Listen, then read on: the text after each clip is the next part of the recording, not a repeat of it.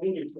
So we will reconvene the county budget committee today, and we're going to begin. Monica and Andy have some openings remarks that they want to make, and then we will move to emergency management. We want to just remind people this is a part of our program here. There's a lot of sticking around, and we'll be very careful to let people know what page we're on, so nobody gets lost. And if you do get lost, please ask me to pause. Okay, Monica. Thank you, Chair. So as you mentioned, we do just want to kind of touch base a little bit in regards to what we discussed early on around the budget message and the general fund balance, and what there's been a lot of conversation around about deficit spending. And one thing I want to remind everybody is that Oregon budget law requires that you have a balanced budget. And so when we say deficit spending, that does not mean that we're spending money that we do not have. It means that we have reserves. And in some instances, there are significant reserves and they're above what the board policy of 20 to 30% is.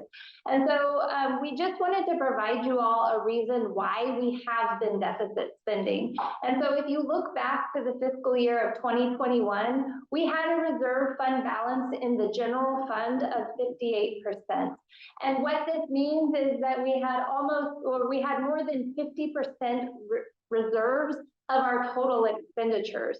And so we knew that that's a pretty hefty amount to have on hand. And we took a strategic approach to spend those reserves down. And so, we go down to 54%, 48%.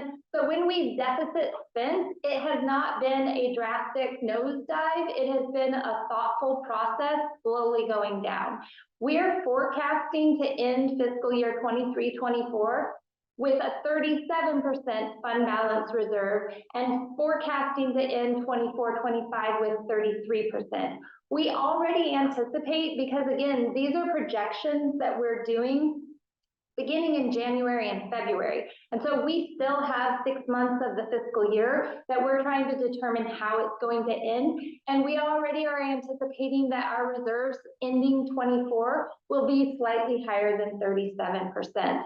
So we only went out to fiscal year 24-25, which is this budget that you all are looking to approve, because again, we don't know what 26, 27, 27, 28, and so forth are going to bring, because there's still a lot of unknowns that we've discussed, such as revenue replacement from the state, if that's going to happen, flexibility that we are hoping to get through legislation regarding the transient room tax.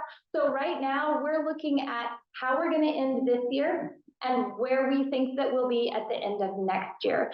And I just want to say that this is all, okay, this is all stuff that we constantly do throughout the year anyways. And so we know that we're probably going to be coming in higher than that 37% because we're doing these things now. And these are things that we're also going to be working on in 24-25. So in regards to the revenues, for beginning fund balance, we already anticipate that they're going to be coming in a little bit higher than we originally forecasted. The legislative session, again, that's when we're going to be talking about what options we might be able to get from the state. The sheriff mentioned at the last meeting that we're looking at contracting with other counties to bring in revenues for the jail. And then we've also already received news on some, but we hope to continue to receive additional news on federally funded grants that we applied for, that typically those costs would come from special projects, which again is that discretionary revenue. And so if we're able to get federal funding for some of those, then that's going to help offset some of those timber revenues that we would use for projects in-house. On the expense side, we're already looking at some of the things that can be done. Outside contributions. We want to support the programs that are countywide, but in some instances that might mean that we have to reduce those services or those resources that we're providing to other agencies, because we need to be able to provide the services in-house first. our organizational structure. We have people that are retiring or choosing to leave the county or whatever the case may be. And so looking at our organizational structure and how it might be able to be structured differently so that we might be able to save on some of those overhead administrative costs.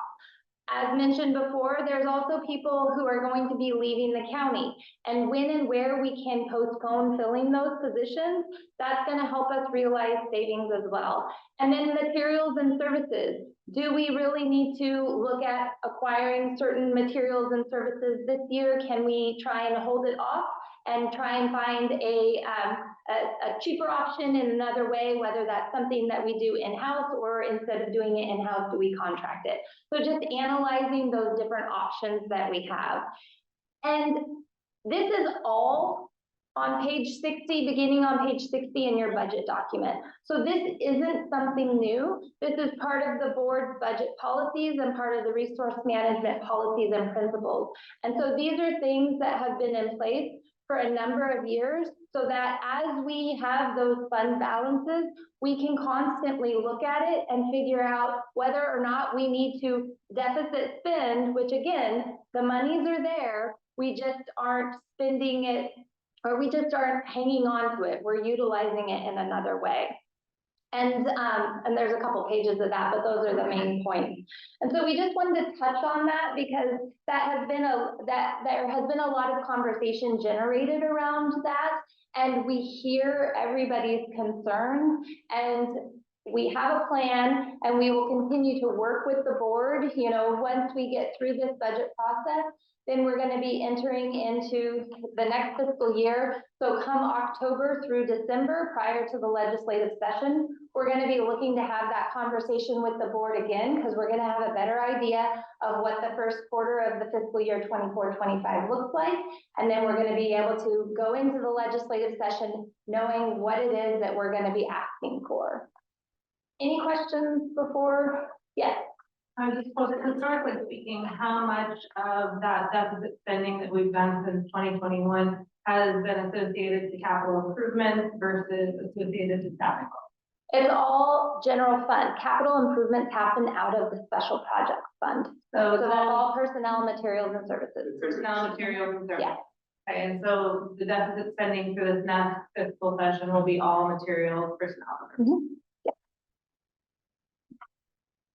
I think you said it. I mean, it's fair to say that we're 50% of reserves were actually out of it. Oh, that's. We find out what shot they spend that. Yeah, all right, I'm standing back, I've been sick, and so, So stand over and breathe. yeah.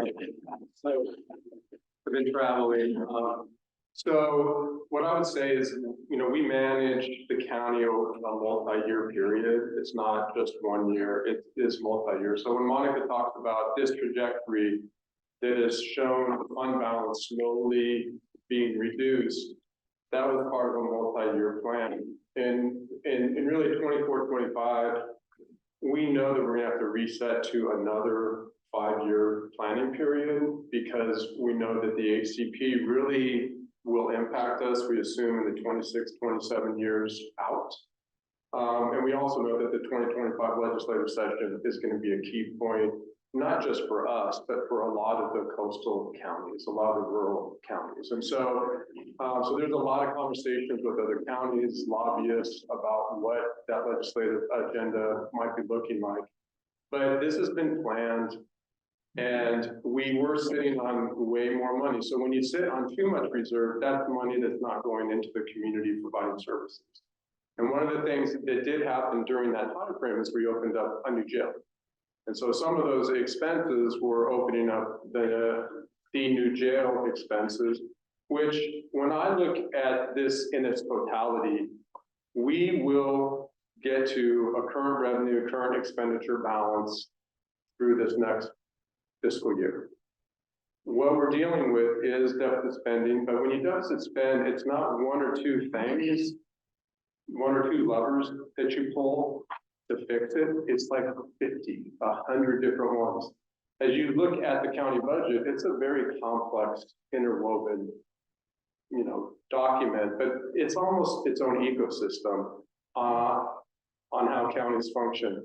I hired a city finance director who wants to be the county finance director, and they were shocked at how complex the counties are. But there are 50 or 100 levers we're going to pull to land the plane exactly where we need to land it. It's going to be challenging though, because we have an uncertain revenue future. There's a lot of things that are going on with the state and the federal government that could impact us. And it impacts economic development, it impacts AV growth.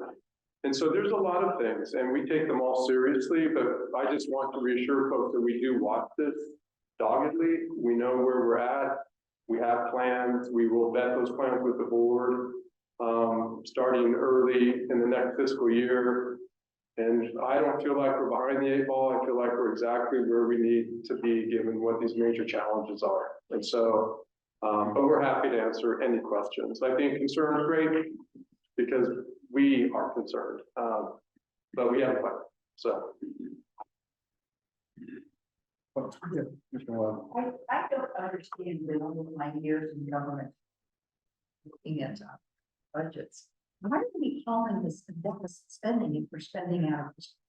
Because these aren't earned revenues, they're existing revenues that we have that are sitting in those reserves. So when you look at new revenue that's coming in, like, you know, property taxes collected, fees, grants, all that sort of stuff, new revenues earned, and our expenditures, our new revenues are less than our expenditures. So if you don't use some of your savings, it's considered deficit spending. We don't use some of what we are. We're using some of our savings, but it's not new revenue, so it's just referred to as deficit spending, because if you didn't have those savings, you would be in a deficit. But I mean, I don't know. maybe it's because I've only worked for counties in other states. And so maybe it's my city that I've been working. But I've never seen this, I've never heard that time when we had such a substantial. First of all, I would like to say here, forgive me, but I've worked for government right now, just for years. Okay, I know a little bit about it. And the idea, I have never ever seen a contingency. No, I mean, the norm is about 20%. And so to me, this is extraordinary.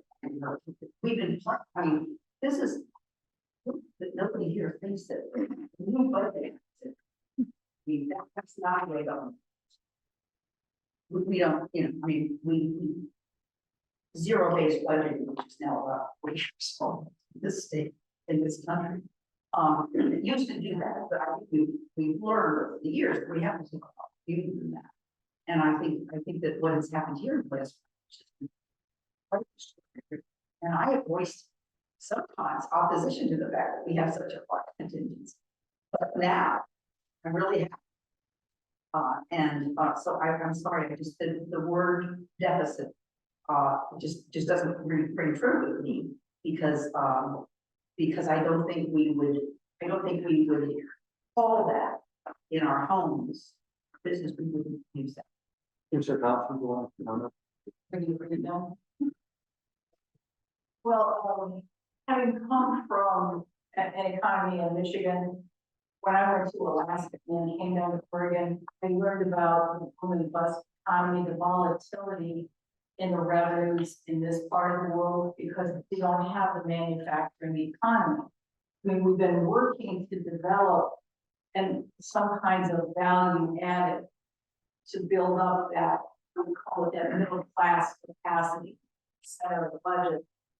What we've done here is to take into account the volatility of the revenues, and I assume that it's simply a language and convention for those who must be obeyed in terms of those who define our reality and how we voice it, even though it may not be intuitively sensible to the people who don't operate in that very particular refined domain. I just wanted to verbalize, I understand, you know, setting down our back makes sense, especially if we are to be turning around and asking legislature for consideration in future funding opportunities for us. We can't sit on a large piggy bank in order to do so. I would say that, I don't want to, and I know that the board has in past history set our piggy bank for Reserve. our reserve, at 30%. And when I think of deficit spending, I think of it as we are spending more than we are earning.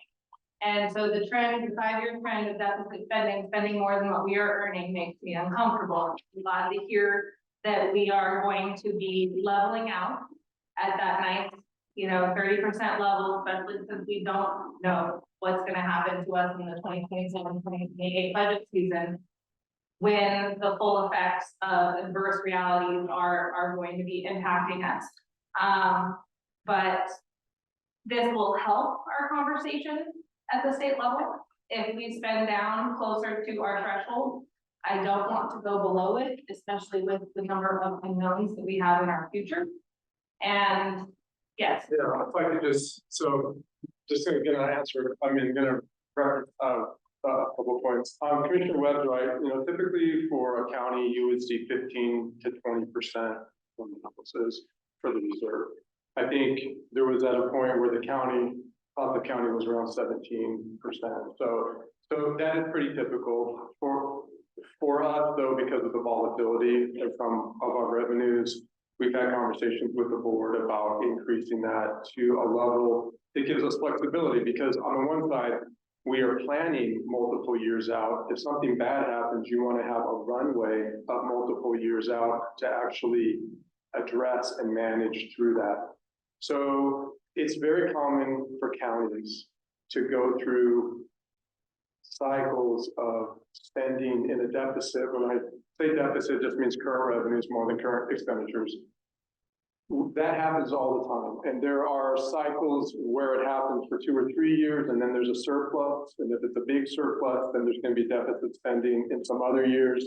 So it's a very common phenomenon. We took a long approach to actually reducing the reserve amount, because we didn't want to just, decimate it in 1 year or 2 years.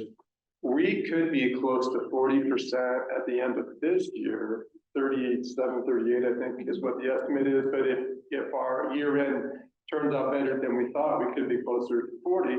It means the 33% that we're estimating at the end of next year will actually be higher than that.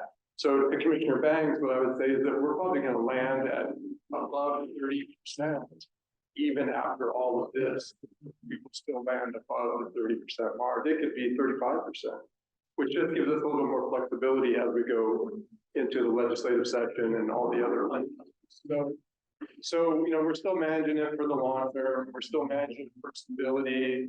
Part of what our goal always is, and I know it's the goal of the board, is we want to provide quality services based on the priorities of the board and of the community, and to do those really effectively and efficiently. So as we reduce the size of the organization, which will naturally occur, we're going to be working with the board to make sure that we hit those right levers as we go, because there are services behind all these resources. And there is a calibration that happens. It's never one thing. It's always dozens and dozens of things we do to maintain services, maintain morale of the organization, maintain accountability and transparency, all those things. Thank you. I just want to say, a budget by definition is for a single year, but the planning that the county is doing allows us to look at the budget in much better context than if this planning hadn't been done. And I at least am reassured by the work that you all do. Are there any other comments? Okay, then we will turn to the first item that we have today on our list, which is under public safety and justice. This is emergency management. And this starts on page 803. So, in the emergency management budget, for the most part, this is a status quo budget. Again, you're gonna be hearing a lot of that. However, there are some slight changes, and one of those changes being that it appears as though there's an additional FTE. This is an existing FTE that's currently budgeted for in the public health department, but emergency management is gonna be taking on the emergency preparedness program. So the FTE that was in public health is now going to move over into emergency management. And so the funding that we receive from the state will also be coming through into emergency management for that programming. Any questions on that? Okay, well, now, yes, I just want to say the improvements in the emergency management are not improvements, but the more visibility we have. And so, hi, I'm. Everybody's pretty. Yeah, I just like to say Justin's done an amazing job, and we're so fortunate to have him on our team leading the emergency management function as well. Yes. very good. So now we're gonna take our first jump. We're gonna jump to page 250. And on that page, Excuse me, but I asked a question about timing. I heard two different times that we're heading to. So we are hoping to be able to stop this meeting at 6:45 because we do have our regular board meeting that starts at 7. So if you do, we do have for the board and the budget committee members over in the corner some pizza. So we ask that you just kind of get up and continue to participate on the conversation. And so that way, if you do want to have a snack, we can kind of continue to move things along. If we are not able to wrap things up by 6:45 tonight, we do have tomorrow scheduled for 4 p.m., which is virtual only. Is there anything to drink? There's water over there as well, water and cups and napkins and plates. Yes. and I do want to encourage people to ask questions. We have enough time to get through the entire thing. We're already leaving. But it's okay. So, So anyway, page 250 is community health. in regards to the public health department, this is one of those departments that, as I already mentioned, one of the FTE is going to be moving over to emergency management. And then there's another 0.9 decrease in FTE, and that had to do with a disease intervention specialist position, which was a state-funded position that is no longer funded by the state. You will see when you look through these different org units within the health department that there's a lot of shifting of FTE, and we've had these conversations before. It's not that the people are going anywhere, it's simply that they're following the program funding. And so as we go through this fiscal year, as well as moving into next fiscal year, we are still waiting for the state to finalize their budget. And so a lot of this funding is based on what we know our current contracts are. One of the things that I would also like to help you all understand is the general fund and the ARPA funds are providing support to the public health department. And because, again, we're taking a look at all of those, we are looking at what some of those cost saving measures might be. And in some instances, that might mean programs that we run for the state might go back to the state because the state does not fully fund them for us to be able to do. And so those are considerations that we'll be talking about with the board as we move through this next 24-25 fiscal year. This might be part of what we're just talking about, but I'm noticing that we're losing funding for a couple things I think are pretty important here, like HIV and STD prevention, and then also the fentanyl campaign funds. Can I I'd like to get to the specific funds. Okay. So, you know, I think if we move more expeditiously, we do that way. Rather than jumping around. So let me just say, questions right now on the community health fund. on pages 250, 251. And I think that's what Clara was referring to, yeah, so so in regards to HIV and STD prevention, and so, some of this has to do with the state funding, and Jill, do you have anything to add in regards to the reduction of state funding in HIV? That would be I think, connected to the EIM. The disease intervention specialist, yeah.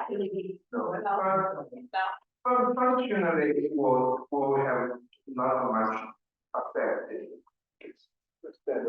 Okay. Yeah, functionally it will not affect very much. And it's very unfortunate the CDC at the federal government cut, we call, DIS, Disease Investigation Specialist, line off. And we work with the state and really try to keep it, but we couldn't. Okay. And then to answer your question about the fentanyl, if you look a little bit further down, there is a different line item that funding is being received into in regards to public health infrastructure. Which one is that? It's about, It's like 2 lines down, yeah. But one thing that the state is notorious for is providing one-time funding. And so in some instances, when we think that we're going to be receiving funding, you'll receive something and then the next year the program goes away. But we are, in other programs, we do have funding to try and address some of the drug problems that we're having, specifically around prevention and hopefully some to do with treatment as well, so. Okay. So I see line items for student-based health centers. We've obviously, it's been zero for a really long time. With Jewel School District and their loss of funding, is that gonna end up popping onto our roles, or are they? So the Jewel School-Based Health Center, again, that's one of the things where the state gives us money, we create a new line item, you have to show it for 3 years. We did create a separate org unit, which you will see when we get a little bit further. The School-Based Health Center for Jewel, that org unit is becoming inactive because that program is being contracted out with a separate agency now. Okay. So that is still, Pivoted. yep, it's Yeah, it's not part of the county budget now, Okay. it's its own thing, and it's. I just wondered if it's another thing that we collect. Or- Thank you. There's a few areas that it's hard to know what these things mean, like P 51-01, P 51 modern. So that is how the state provides us with funding. PE means program element, and when you get into mental health, it's SE, which is service element. And so PE 5105, PE 51-03, I think, they are public health modernization dollars. And so this is just what the state calls the different program fundings that they have, and each program element is specific to a different types of services that have to be provided. The public health modernization is mostly around governance, community outreach, strategic planning, the infrastructure of public health. So am I right? You're thinking you have this huge variety of things you can do in this area. And is it right to say that a lot of it is driven by the funding sources that you get more than almost anything else? Yes. Yeah. Yeah, and the priorities of the state and the legislature change all the time, so it does change and creates a lot of vacillation with the types of funding that are coming in, the duration of the funding, and the adequacy of the funding to actually accomplish what the goal is. And given that, are you able to measure kind of the outcomes in various programs? So we do have in the back section, in the appendix is where work plans are that kind of speak to those outcomes for the different programs. And we can, I don't know, did public health make it in there? Yeah. Okay, yeah, and oh yeah, they're the very end. So the public health work plan, it begins on page 639. And so it can speak to those questions. And I think Danelle had a question. I do have a question. In my line of work, watch the rabies count, and it's going up in this county. Is there anything in this budget for at-risk populations for putting counter the rabies virus? Say the public, veterinarians or their staff, or wildlife center, or anything like that, who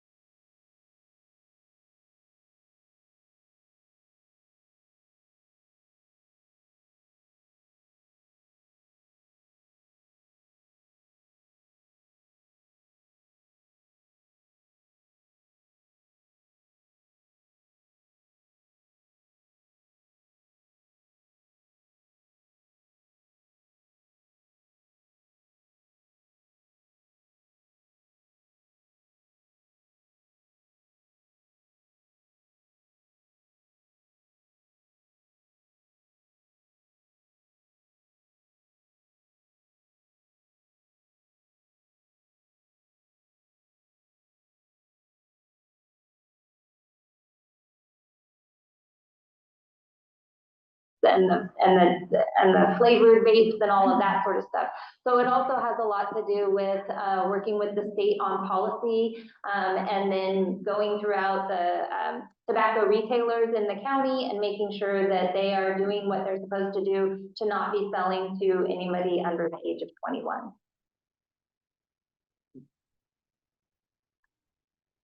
Questions, comments? Just a comment. The children's vape, anti-vape campaign, whoever came up with that idea, great job. It was really cute. I appreciated it. That's our prevention staff. Yeah, it was an excellent job, so, guys. So we apologize that there was a countywide internet crash, and so it wasn't just our budget meeting because so many people are trying to listen in. It was countywide. but we're resuming now. The next is on page 260, which is the immunization. And again, you know, like we said before, status quo, the shifting of the FTE is just dependent upon the funding that we're receiving from the state or anticipated to receive from the state. And so unless there's any questions on this one, I don't have anything specific to speak to here either. Okay, seeing none. Okay, push away. I'm reading nationally that immunization rates are really plummeting. Do we, and I think that data often comes from schools, because I guess that's the first. Do we know what the situation is in Yeah, we do receive, county school required immunization rates. And, comparatively compare, this year compared to last year, and, yeah, it's reduced a bit. It's very concerning. It's very concerning. I think it was probably 3 weeks ago, and we had one suspected those things, and eventually it was not. But when we heard about it, it's always alarm. But it's very from school to school in the county, and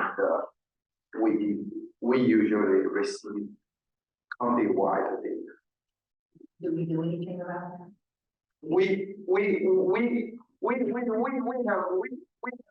have our school immunization coordinator, and she diligently work with state and because usually it's early February, March, and every year we work with school nurses and then send a letter to parents and tell them when is the end date.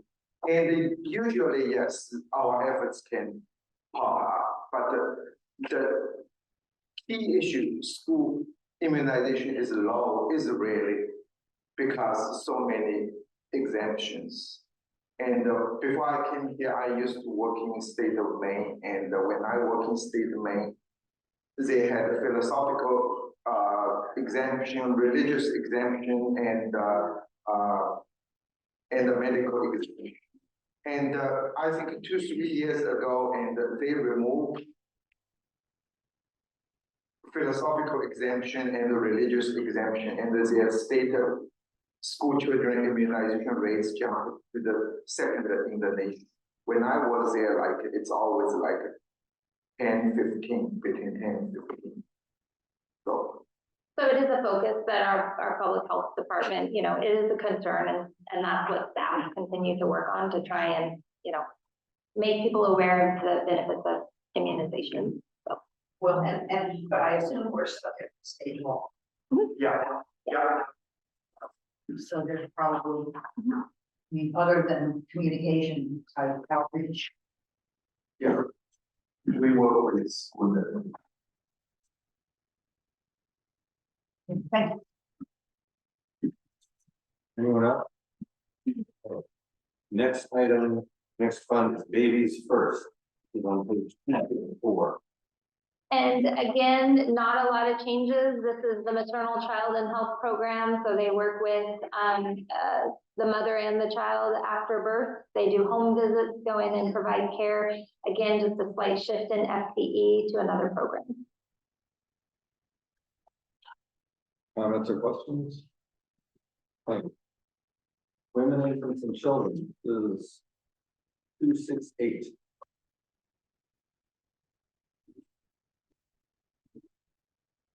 WIC is just that, women, infants, and children, and there's, you know, they work with the families, they go out, they do the different Sunday markets, the Saturday, or not the Saturday, but the market in Seaside, just trying to help people get engaged and make sure they know of the resources that they have available to them. Yeah. So just in regards to the WIC program, is there any flexibility for us as a county to either more fully support our small farmers at the Sunday market by increasing their Sunday market with. That I believe that, and Jen Chang and Jill can speak to that, but that's all dependent upon the funding that we receive from the state to be Okay, able to. so you don't, it's all. Go state driven. Confusing. Yeah. But we can help, farmers get With certified or and be able to receive them, so we can help more farms get on board. We only get them funds that we get. Are you guys able to go, I don't know if it's booth by booth at the Sunday market and see if you can get them with sponsored or with. We're gonna, I know there's like one of their plans that they're gonna have it available when they're there in the markets.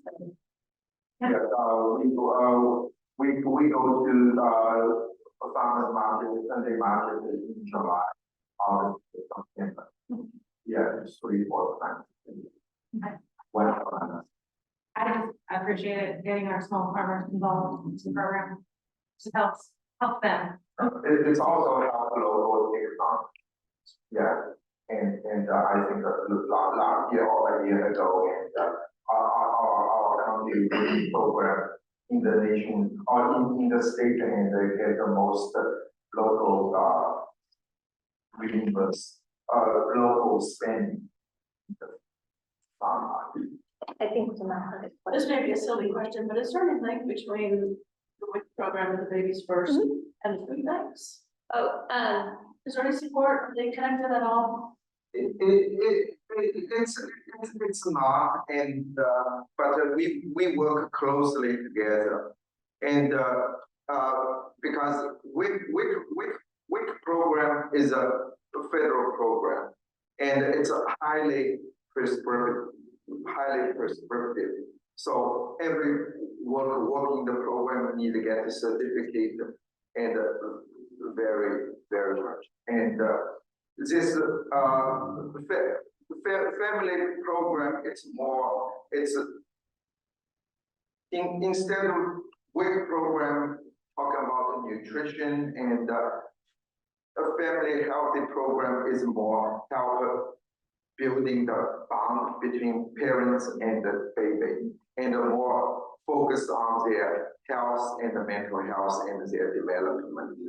And the food bank, yes, we work with food bank, and they are our important partner, and we share information together. On a second subject, is with the women, and is there any backpack program for homeless children during the weekends? Do the women and is that at all related? Yeah, that's through the school and such, and so we do like I believe WIC only goes to a certain age, doesn't it? Yeah, and so most of those kids are not yet in the school programs, and so. Thank you. Mr. Webb. Yeah, do you all work with, our OSU extension service now that they have a small farm person? Mostly with like a SNAP ed person. Because I think that would be a way to make small farmers, they're in pretty comfort contact. And making sure that the small farmers have that education.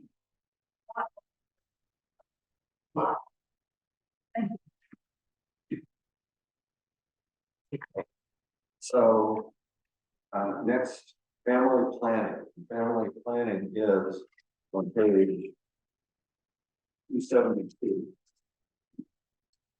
And again, this is a relatively status quo budget with just a slight decrease in program FTE.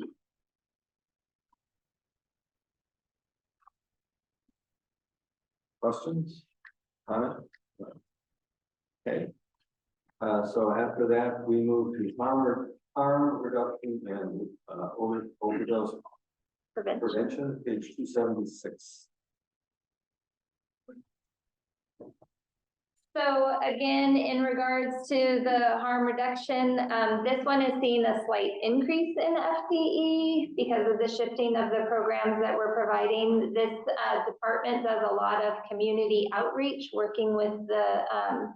mobile clinic to be able to go out, and this is where the syringe exchange program operates out of, which now also provides a lot of Narcan distribution and Narcan training, and they work closely with the homeless population, such as in Seaside, going into the Mill Pond community and such. Okay, any questions? Not household hazardous waste. This is on page 280. Here there have been some changes. Say that again. Here there have been some changes. The household hazardous waste, not significant changes. The state has a new contract, and so in regards to the number of events that we were hosting, maybe that's what you're referring to, Chair Ogier. You know, the county has the building, and we hire a contractor to come in and provide the service. And it is expensive to have the contractors come in and then dispose of all of this.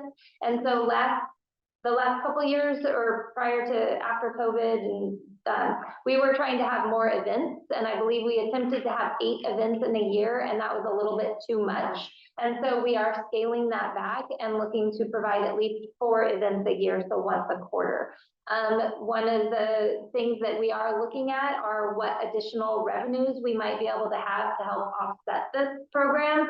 It is reimbursed through tipping fees that we receive from Recology. And so it's another program that we're carefully monitoring to make sure that it can be self-sustaining.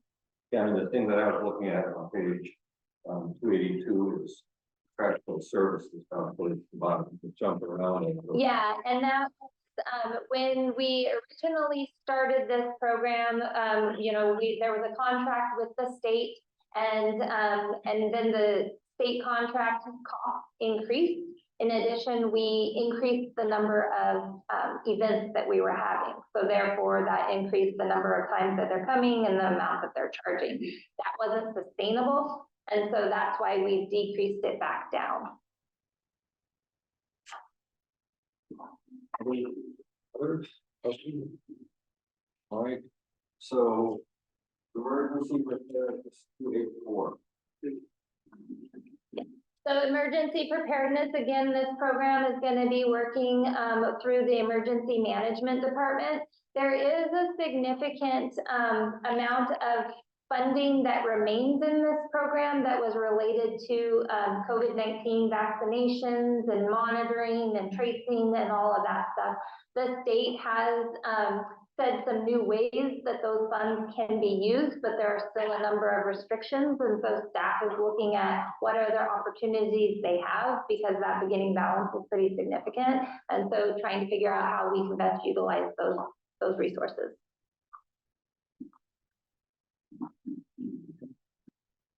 Questions? Mr. Van. Is that a topic that we can push to our audience for the next session? Because it would be nice. Yeah, that's probably a conversation. I don't know in regards to other counties if that's something, if they're in a similar situation. But those are things that we can look at and see what we can do. Be nice to you. Yeah. Okay, next, everyone's favorite on-site sewage, page 288. So this is a fee-for-service program, and so it is a self-sustaining program. There is a slight decrease in FTE, and there aren't any major changes to the program, and it's kind of driven by our local septic system. Editorial comments, sir. For those of us living in rural Clatsop County, this is the difference between a habitable community and one that we don't have. Because I was the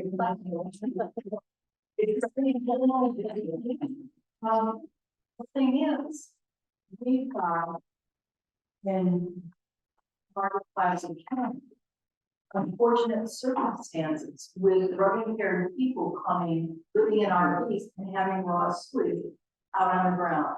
So we've been talking with county council about a way to have a red flag ordinance that honors property rights, but still addresses the health and safety needs, and sewage is part of it. So thank you for highlighting it. No, I know this is being I worked for Craft Three a number of years, and they have a very large program of financing, the sewage system for people who, are hooked up to town or city. And, replacing those systems, is an enormous expense, and if you're not, you can't, if you don't have the money, it's, what are you gonna do? And so I get it, not really true. I'm a little bit. And I will just add that, that staff works also with, our code compliance folks in community development, because we do have a program through the community action team where, we can also identify potential properties that might benefit from, low loans or, forgivable loans or grants that might be able to improve their, septic systems as well, so. So follow the question. When we're looking at the community action team, we're dealing with stable community members. What I'm talking about, the really significant health concerns presented by a transient drug addicted population that doesn't have the stability or the structure to take advantage of programs like that. And to be part of it, I just want to highlight that to the budget committee members to say that there is a significant, in my mind, significant challenge to public presented by that population. And I'd like to highlight, it fits in the budget, but it's an unmet community need, and I want to mention, thank you. Mr. Vance? The short-term rental application, 7,445% increase. Is that just because we increased permit fees? I believe so. Yes, this is the, adjustment. To our permit fees? Yeah. Okay. Are we at a point now where that application process and permit fee pays for the employee? So in regards to environmental health, this is a fee-funded program. So yes, it is not general fund supported. In regards to code compliance around short-term rental compliance, no, we are not at that point And yet. that's something that we'll be talking to the board about, as part of the SDR. Budget conversation. That's not the time. Mr. Leonard? Yeah, do you have statistics on how many units of both water, both systems and also people who are not on water systems but have access to streams, things like that? Do we have statistics on those numbers? Do we know how many septic tanks there are in Placer County? Well, off the top of my head, we have an idea, but this is a program that we also took over from the state. And so in regards to some of the information, making sure that we have all of the recorded, we believe that we do. How they're connected to the water systems, I don't know that that's information that on-site septic tracks. Yeah, we don't know how many people are on our public water system, but the septic system, we have about 400. And so we feel comfortable with that number. It's hard to say comfortable or not, because this is still, we're working with state and see how we can follow state guideline and do some more enforcement work. It's still ongoing process. Thank you. Anyone else? Okay, environmental health, 292. And so environmental health, again, this is a fee for service program. And so there were recent fee increases to make sure that it is a fully funded program. And so this is a status quo budget that not a whole lot of changes and just a slight shift in FTE. Happy to answer any additional questions. Questions? So we will move to yes. For disposal of derelict RVs, left on county property. I don't know if we've had any this year, but where, say in the future, we did, how did that come from? So typically that comes from the sheriff's office and they spoke to it a little bit and it's, the price has essentially doubled because we aren't able to take them where we were before. But yeah, typically it's the sheriff's office is handling that in conjunction with Public Works. Appropriation for contingency, this is on page 296. So again, this is a reserve, contingencies are reserves, and the majority of this money is that funding that is from the COVID rollover that we have in contingency. So if we are able to use it for certain things, if that opens up, then we'll be able to take it from contingency to do so.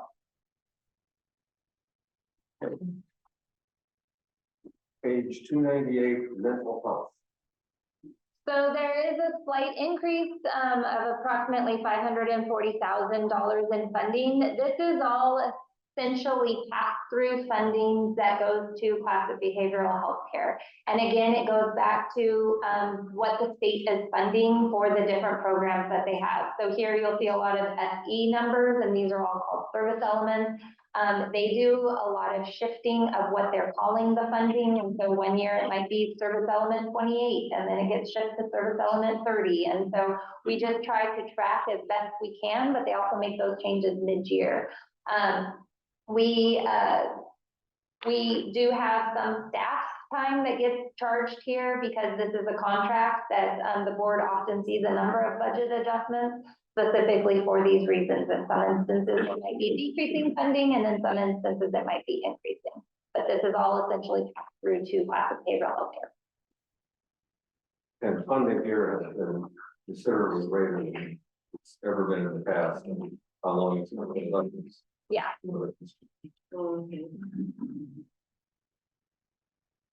Questions, comments? Amen. To your comment. Yes. To what extent does this budget capture any of our in the deflection program? So at this point in time, the deflection program is being budgeted or will be budgeted for in the community corrections, which is parole and probation is also the whole deflection program. Yeah, CDH will be receiving separate funding, but at this point in time, we have not received any grant amendments to know what that amount is going to be. But this will be the portion that they will be receiving to provide those services will be an amendment to this budget. Yes, but at this point in time, it's not budgeted because we do not know what that's going to be. Really? Well, we have an estimate, but that the program doesn't start until September, and the state is still figuring out what their budget is going to be. So we haven't received any sort of grant documents for this process. Thank you. Page 303, drug and alcohol. So this budget has also seen a significant increase, and this is in regards to the opioid settlement dollars. This is another program, the lawsuit from all of the overprescribing that happens. So many pharmaceutical companies are having to pay into a settlement fund, and the county is receiving those. And then the city of Astoria, because of the size of them, they also chose to turn those dollars over to the county. There is specific uses for those dollars that we are receiving. And so we're working with public health and the sheriff's office to figure out how best to utilize those dollars. We're engaging with I'm drawing a blank on opioid resource network to try and figure out what different types of programming might be available for them to come in and kind of provide some guidance to the county. And then back to your question, Chair Ogier, in regards to prevention. Again, this is focusing on prevention for the youth in regards to drug and alcohol use. You look like a question, Commissioner Rao? I did. I had flagged it and reviewing it, but I didn't make a note, so of course I forgot what issue. I'll let you call, bring it up. And the last item here, is the appropriation for contingency 307. And again, this is specific to the mental health and prevention dollars, and so those contingency monies, so as we develop the plan to specifically use those opioid settlement dollars, we want to make sure that's something that it's no different than the state because all of the different lawsuits and how they're settling out. So we have not yet figured out what our steady funding stream is going to be for these dollars. So as we develop a plan, we want to make sure that we aren't eating it all up and then having to eliminate the plan or the program. And so making sure that we're able to sustain something that is going to be beneficial for our community. What's going on at the state level, for these dollars? Are they doing any, I know, saying to AOC and the cities, you know, are they getting any input? Is there a master plan? Is there? Right. There's two different ways that the opioid settlement funds are going out. Part of them is going out to counties and cities, and then part of them is states. So local make their decisions as far as there's like very specific ways that you can use opioid settlement funds for. The state, they've been working with their oversight committee that has so far they've been allocating money toward state like Oregon, which is harm reduction. They just allocated $3.7 million to prevention. There's another 13.7 to treatment. So they're working with a variety of states, looking at how those can be allocated. They reach the So, is somebody working on a master plan? That's another plan. Not been informed by the donors. I can never. There's so many committees now that I can never like remember who's trying which, but it's basically one of their. They had based on the reporting and the assessment that they've done, have been writing recommendations. Okay, because I just came from a conference where this full settlement was talked about, and there were several state presentations about how the money was going, and some of them I thought were smarter than others, in terms of, because unlike the program that comes down to because of federal legislation, the program is not. It's a settlement. And so it seems to me that it might behoove us to be very connected with what's going on at the state and to look at other states as well, as usual. Because it was suggested that it's a very new way for local governments to receive money. It's not new, obviously, we do get settled, but that it's a new, you know, they're apparently not in some of the best practices. Because that's something to do. But so stay. It's fun to go away. I've been conferencing lately and it's a lot of fun. Yeah, other states to find out other states are doing and how we are. Now we're gonna take a big jump. We're gonna move to the Public Works Department. And first, it's a group of land use, housing, transportation, and economic development. The first one is on page 388 of the surveyor. So I'm gonna try to give Monica a break here and then jump in for a little bit. I certainly don't have the breadth of knowledge that she has, so when it comes to any kind of operational questions that are specific, I would probably be looking at my colleagues to jump in. All that being said, so surveyor, status quo budget, the FTE might be a little deceiving. There's no actual decrease in the FTEs. This is an input error from the prior year. Outside of that, the only increases we're seeing are due to COLA or step increases. there any other questions? Yeah, I was unclear why the surveyor fees is.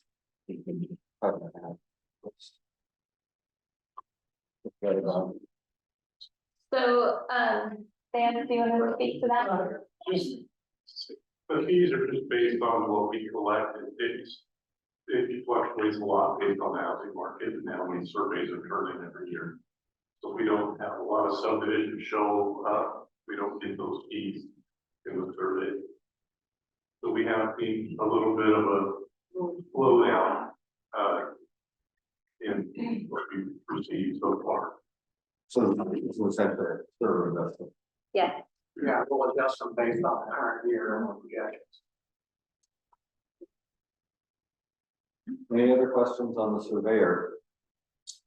Okay, road administration and support, page 392.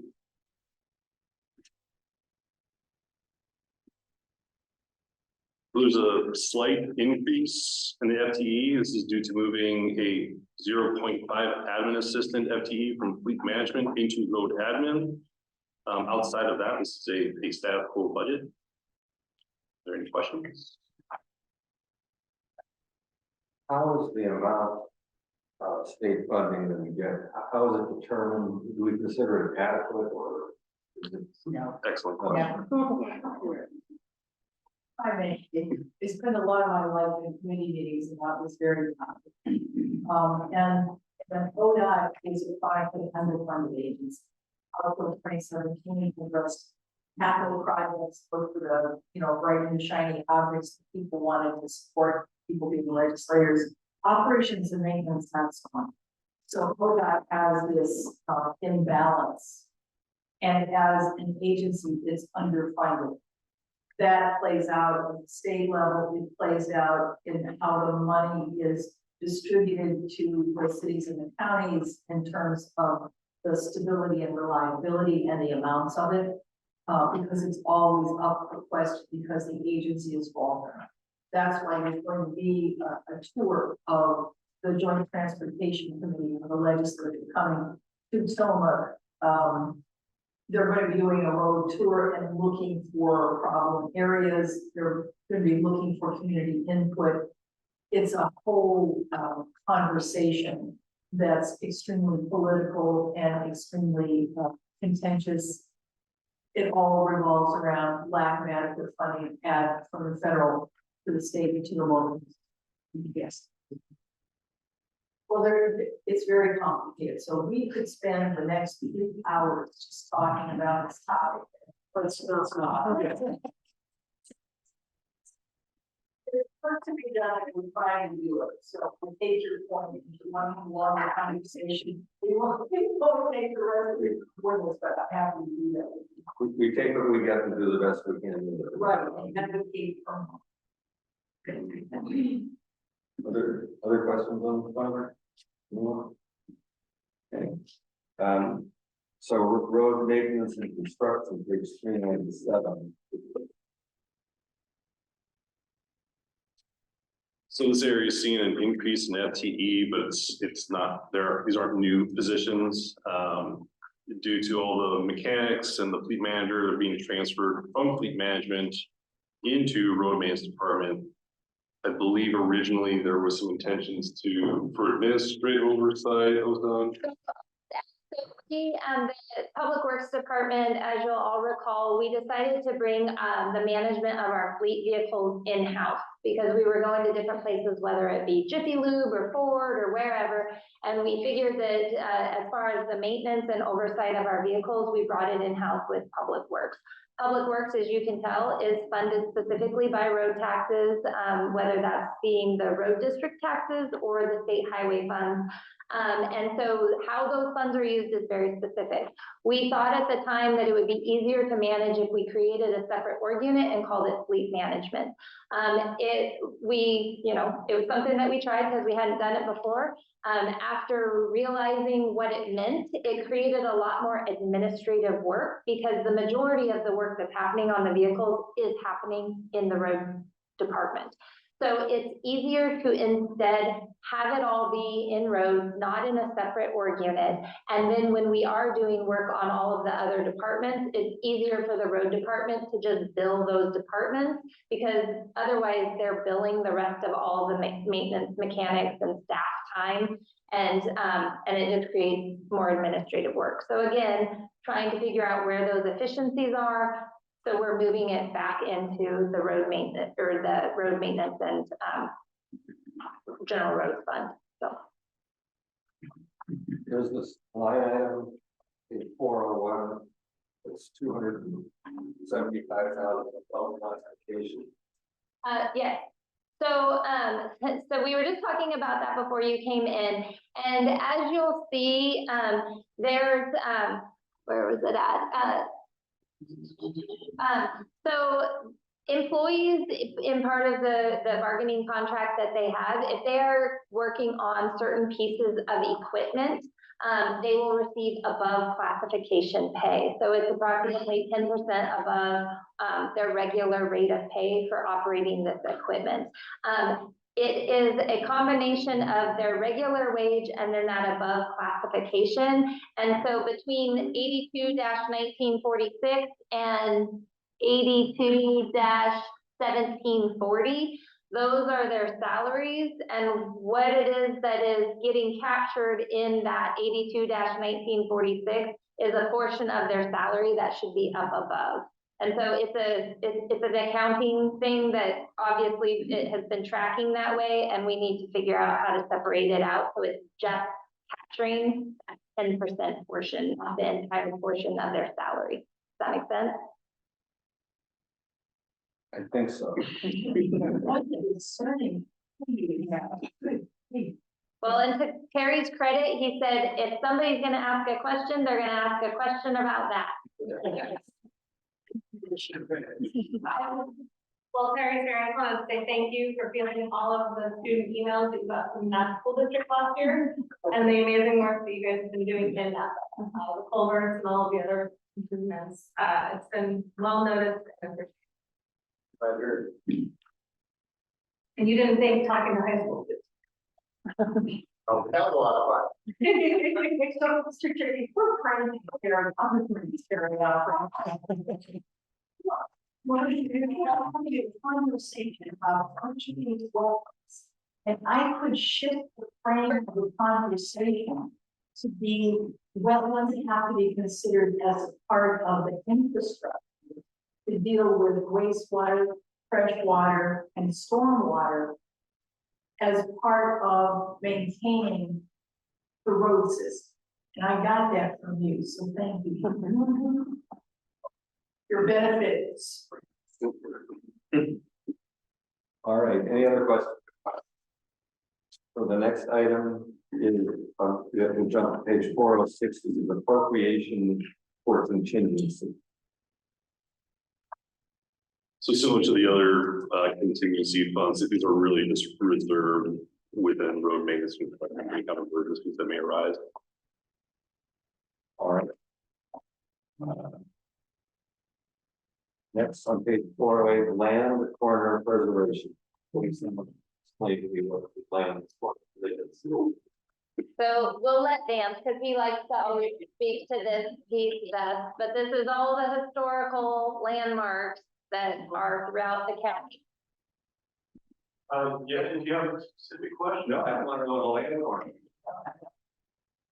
Okay, so, back in the Senate of the West, that they had these, surveyors, contract surveyors go out and mark every quarter mile and a half, quarter mile. Basically, they wanted to get settlers out, they wanted to be able to account for the land. People would be to the property, be able to start taxing, both federal government was poor or land rich. So they, that was a huge focus. That's probably arguably the first infrastructure of the US for these land corners, the posts, stones, bearing trees. Although it's now historical, those markers are still very, very much used today. For all the GIS mapping we use, date coordinates are all based on the public.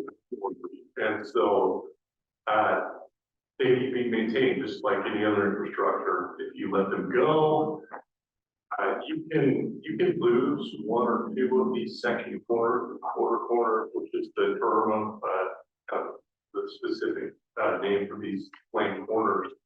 But if you start losing a lot of them, suddenly landowners can't read their deed located on the ground, business can't be done. In a county like Clatsop County, that's a pretty large portion of our economy. It's kind of the foundation of what we do here. So, does that kind of explain that?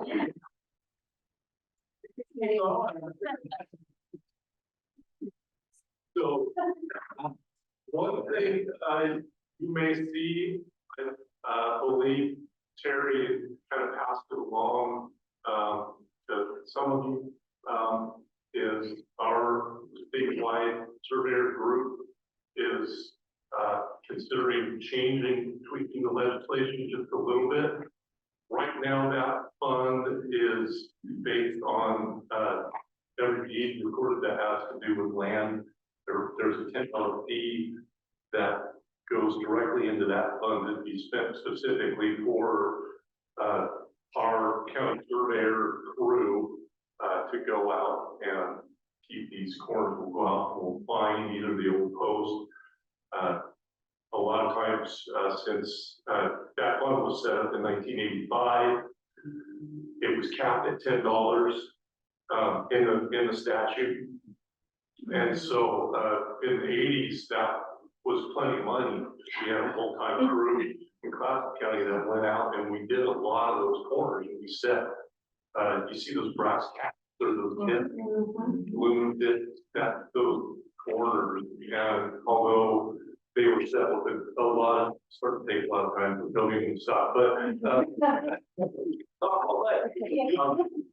so they were substantial. The barrier things start to disappear. So we're at a point where $10 is only about a third of that today.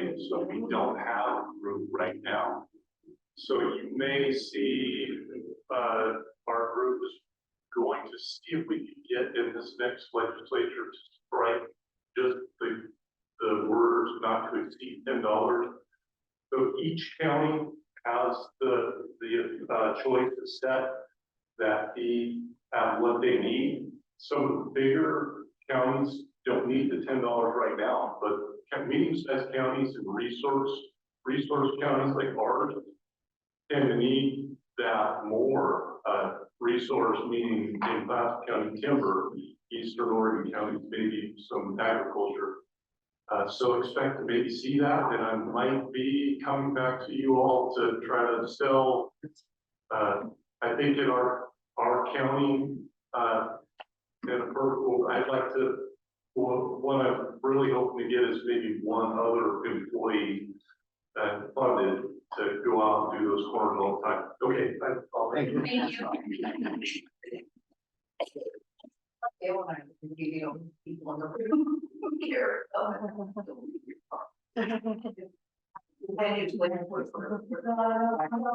Engineers in front of me.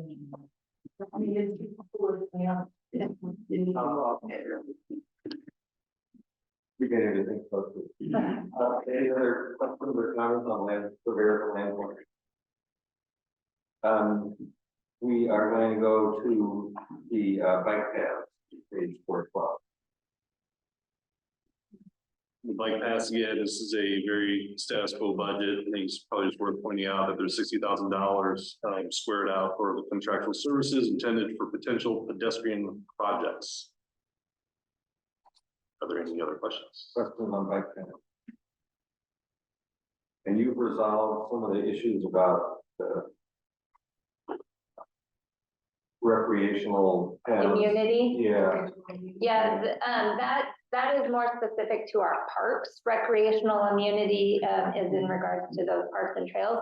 These paths that are part of bike paths, this is some of that state funding that we receive. A portion of that to be set aside. So whenever road road work is being done, we have to make sure in certain areas that when constructing a road or redoing a road, that you have bike paths included in that. And so that's what this is specific to. We are going to take a jump to page 430. Talk about Clackamas County fisheries. For fisheries, I guess, a relatively status quo budget. I believe the staff would be requesting a grant in upwards of $100,000 from ODFW to repair and replace the net pens at Tongue Point Mertz site. If there's any other questions? I did have a question about the contributions from the fisheries. This is, why is this a problem? Are we not providing the value that they're looking for, or they just don't pay because they don't have to pay? So a lot of it has to do with a lot of the changes that have happened over the state, through the state. And previously they were contributing significantly more, but then when the gill netters were forced off the main stem into the, like into Young Bay and such, they didn't feel that they were getting what they were paying for. And so essentially those fees have, or those contributions have decreased significantly. And in some instances, they might be setting aside their own reserves to fight other future legislation.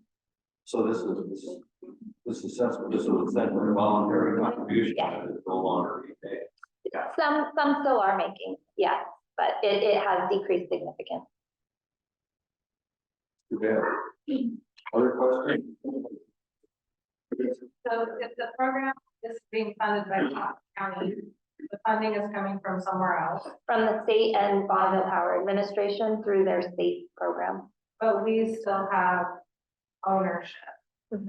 Yeah, we run the program. We execute the program using state guidelines and state bond. Anybody else want that?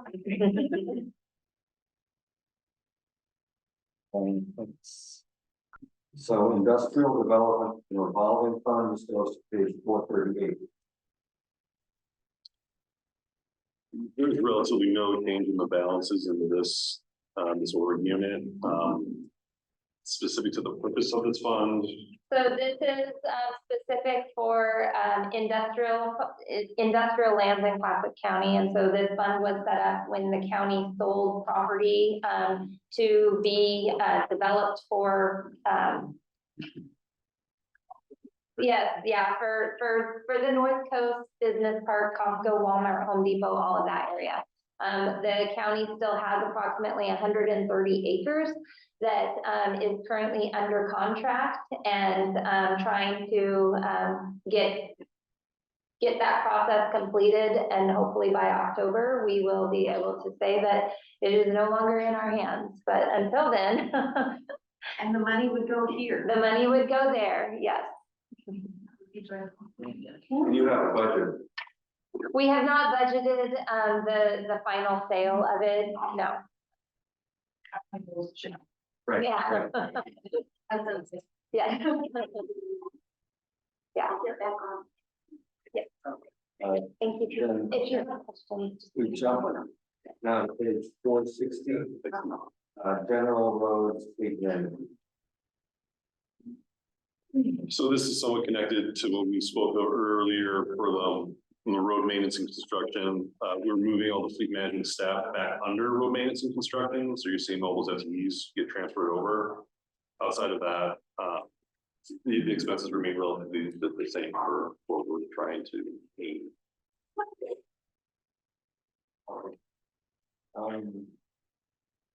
Okay. Accountability surrendered to fitness. Okay, so the next section is culture and recreation. This starts at page 476. And under the parks maintenance. So starting with parks, again, there's no new FTEs, staff full budget. One item to acknowledge, there's a $4,500 increase in contractual services. This is for the purchase of a maintenance management software for the Parks Department. And this is in relation to kind of what you were talking about around recreational immunity. And so Parks wants to be able to have a more documented system. So when they're going out and they're working on specific trails or bridges or anything like that, they're able to make note of the condition and any improvements or necessary improvements. Will the software also keep track of any complaints? To my knowledge, no. What's the question? If it would keep track of complaints, because it would just, I mean, I suppose we could enter the complaints, but people can't enter. More space for the staff. So the staff member says, oh, I found something like our, guys, yeah, I found it, but he can send it, and then I would say, it's like, oh, okay, so it's not really a public. Is there a public complaint, Public comment. Other than just. there's public comment via email, basically, okay. Pretty much email and then. Yeah. Okay. Well, that's it, Yeah. written down. Questions or comments? Right, Parks and land acquisition and maintenance, page 14. For this area, I think one of the more noteworthy items will be there's a $50,000 increase in contractual services. This is to update the park master plan. Other questions? It's kind of the fourth liaison to Parks. This is something I've been asking for several years. We're at the point that because we have such limited staff that we haven't been able to talk about expansion. And recently, over the past couple of years, Steve, maybe 3 or 4 years, we've had people come to us and say, well, I've got an idea for a parcel of land that the county owns. And I'd like to put a fire museum. That's not it. I would like to put a museum. And one of the issues is that it's difficult for our advisory committee, which is made up of citizens, and our staff to respond because we're not actually sure whether that's the best use for that piece of property. And it has occurred to us over time that we need to be able to come to the board and talk about establishing some kind of policy about what the park department needs to be and what it needs to do, etc. And that's even before we ask.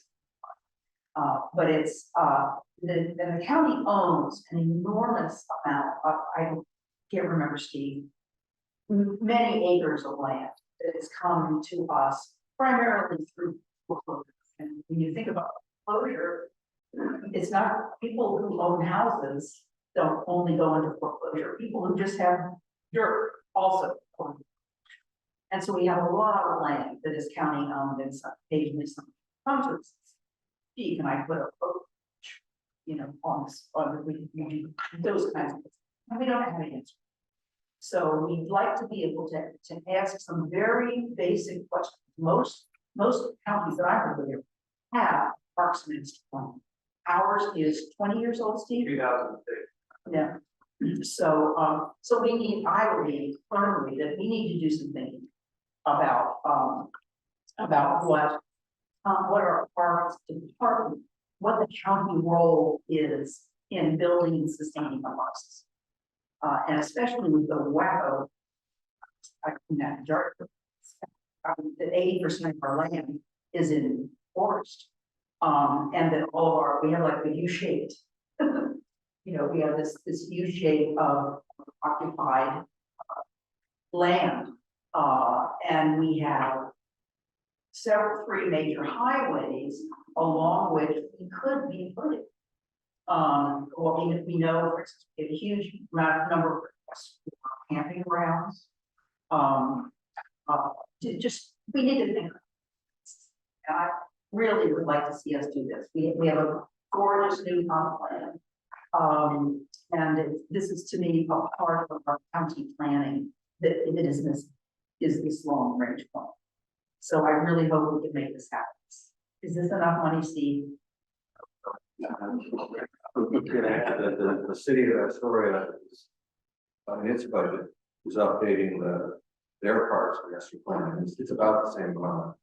You know, this is a lot of territory. This is a lot of land to be taken from. And incidentally, we have our parks advisory was one of my favorite things.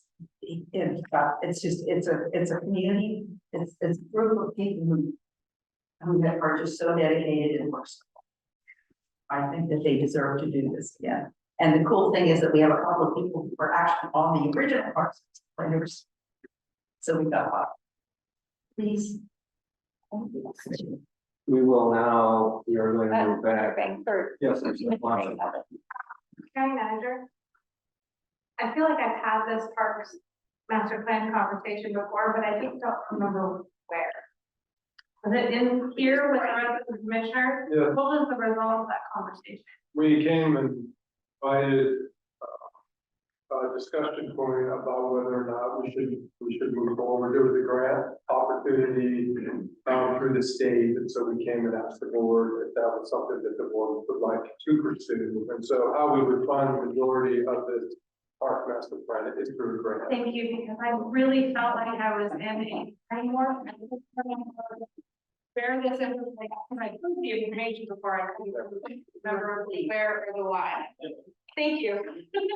We talked about a lot of things. So. Yeah. We will move now to land use, housing, transportation, facilities. We move to the planning division. This is on page 414. So jump backwards. Page 414.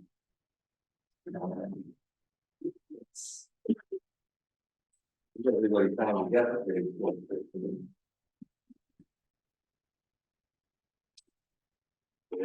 Looks like everybody's there. So this is again, this is a relatively statical budget. However, we would like to amend this proposed budget with an increase in the transfers from the video lottery revenues by $187,710. The byproduct of that will decrease the amount of general fund support. And this, we'll just kind of touch on, and we can talk about it more in the video lottery fund, but Chair Ogier, you had the question about video lottery dollars and why can't we be more precise? The county has absolutely no visibility on video lottery dollars. The state is who collects these monies for the different, businesses that have video lottery machines in them. And we have no idea the amount that they collect on an annual basis. And they simply let us know, we estimate that you'll be receiving this amount. And it's not a very good estimate. In fact, when COVID happened, everybody anticipated that our video lottery dollars would see a significant hit because people weren't able to go in there. And that was one of the years that we saw the highest amount of video lottery revenues. So it's not a very reliable amount that we are given when we are trying to do this budget. So when we did, as we mentioned, we start this forecasting process in January. And so when departments are projecting what their budgets might be, they, are going based on the best known information at the time. We have since received additional quarters, and so now we anticipate that we're going to have a larger amount that will be able to roll over into the next year, and we want to be able to amend that amount that we originally proposed. Mr. Hunt. Well, if you're looking for a windmill with Chiltepin, the state is requiring the statute to give a certain percentage in video lottery, and they should disregard that and give us whatever we want to. And we tried to go back to the legislature and fix that. It hasn't been possible, but that further complicates the revenue that we actually. Just to give you something to think about. Thank you.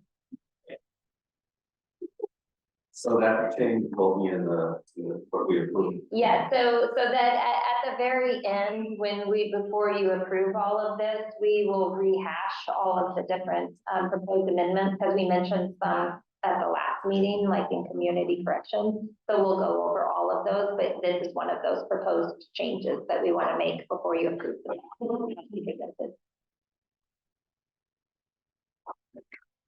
Yes, Commissioner Ray. So are there any other, so I know that we are going to, in our future, address the short-term rental application fee. Is there any other, like well, fines are at 0. I'm just trying to think, is there any other, fees? So just in regards to the code enforcement, we do have, this is planning, and a few years ago, we did pull code enforcement out of planning, and so that's a separate budget that we'll go over here shortly as well, so. I just want to try to make our fines and whatnot pay for the employee that has to do the work.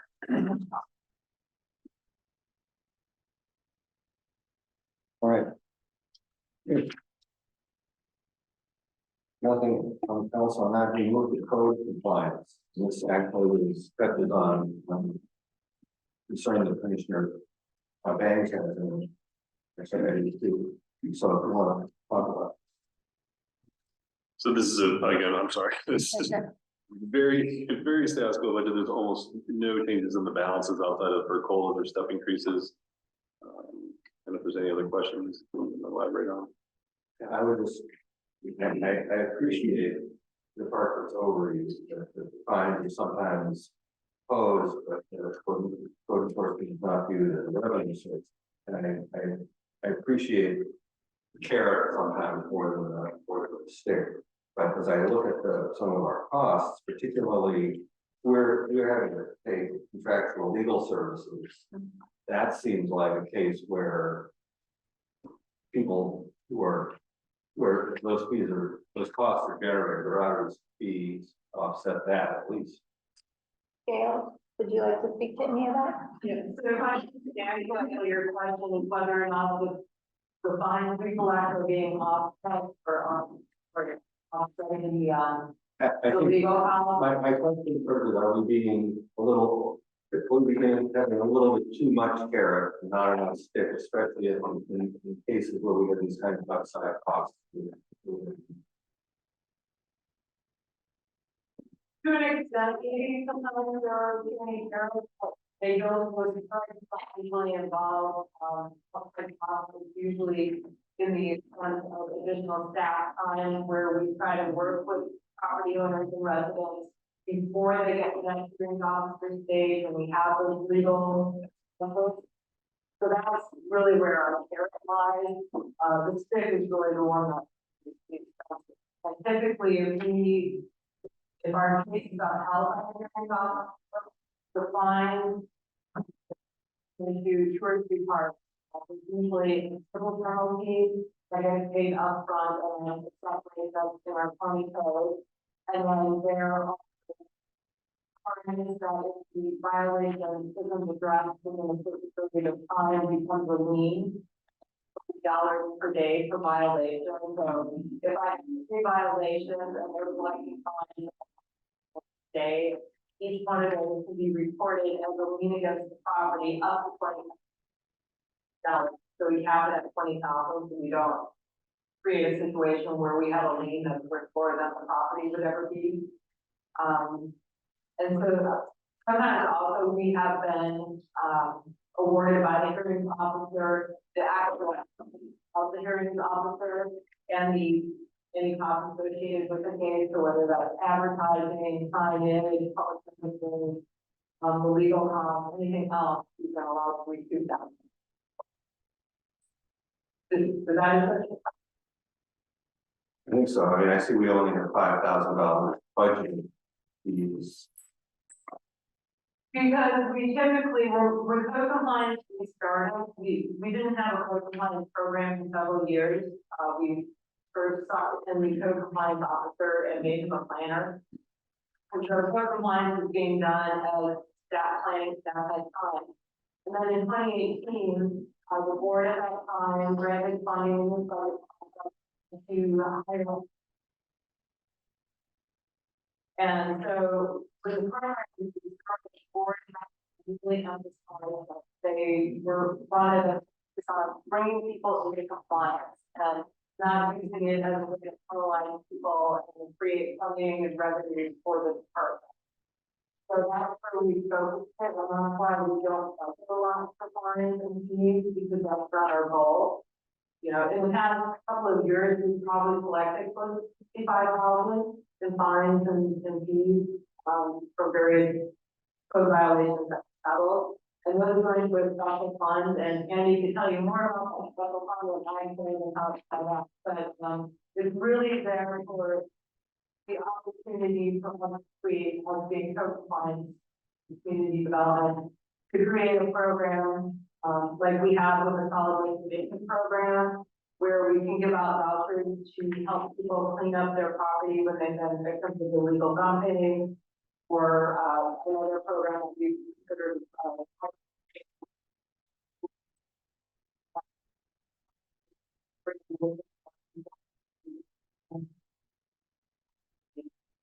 I feel like man, because I can talk about them all day.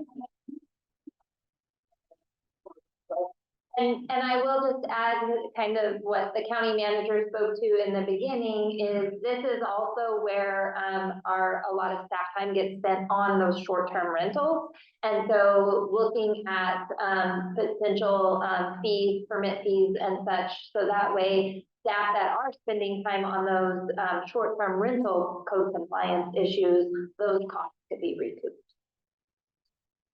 I'd like to opine just for a minute, well, because here's the deal. We talked about perception. And some people have a perception that nobody should be able to have a short-term rental in their neighborhood or by a street endeavor. But if there's a piece of paper on the ground, you're gonna file a complaint at full code compliance officer. If someone has a cracker on it, somebody filed a complaint about that. On the other hand, there are places like the ones I talked about earlier, where things that are contrary to public health and safety are going on. So I think there's a larger discussion to have. Maybe now that we've executed, you call that gorgeous comp plan revision, maybe we can start to talk about neighbor-to-neighbor relationships and how to have community livability standards. So that it isn't carrots and sticks and lawyers and courtrooms, but it's some kind of proactive thing that increases the quality of neighbor-to-neighbor relationships without involving others.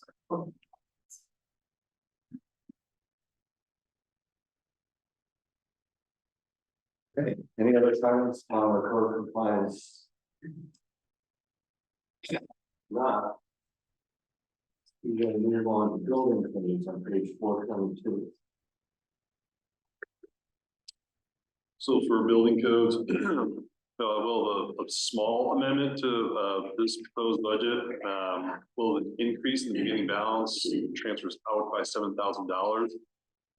This is a result of the sale of a vehicle that occurred in the current fiscal year, and those revenues from the sale will be transferred into the fleet replacement fund for future replacement of another vehicle. In addition to that, we'll see an increase of about $80,000 in contractual services. This is due to the potential need for third-party building official plan review and inspection assistance due to staffing shortages via retirements and possibly less experienced new hires. And I'll just add that building codes is again, is a fee for service department. And so it is a self-supported department. There are no discretionary general fund dollars that go towards this.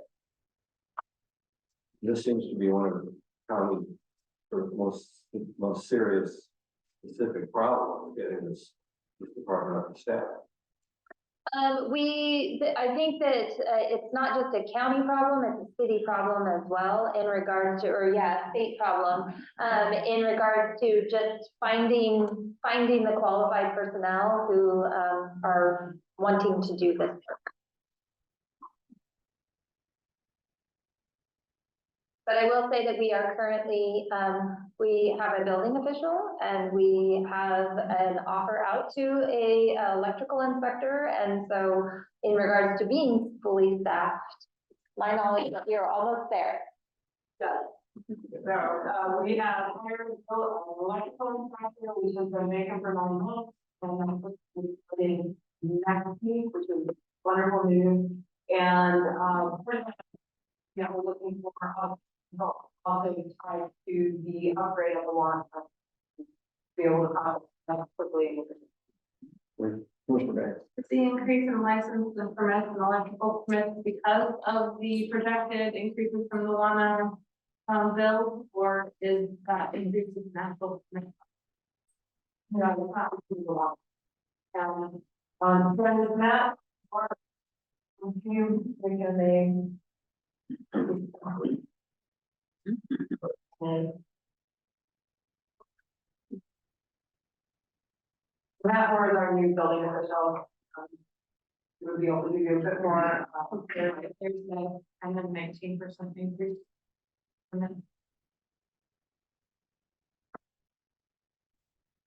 I couldn't hear what any of the questioning was. I was curious, why there is a 10% increase on licenses and permits and a 19% increase on electrical permits. To be honest, I couldn't answer that. I started this job about a month ago. The budget was prepared by the prior building official. Thank you. I guess this is a position where I would like to lay lots of carrots down versus sticks. And so I don't want to see our licensing and permit costs, like our fees increase, because that prevents people from coming in and actually getting a permit. We're not proposing.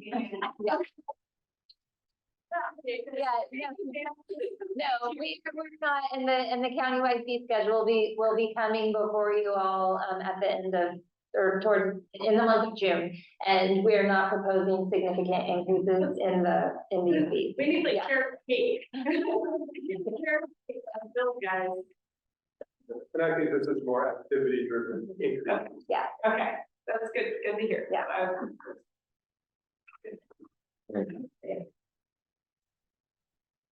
We move now to video lottery, and this is another jump to page 435.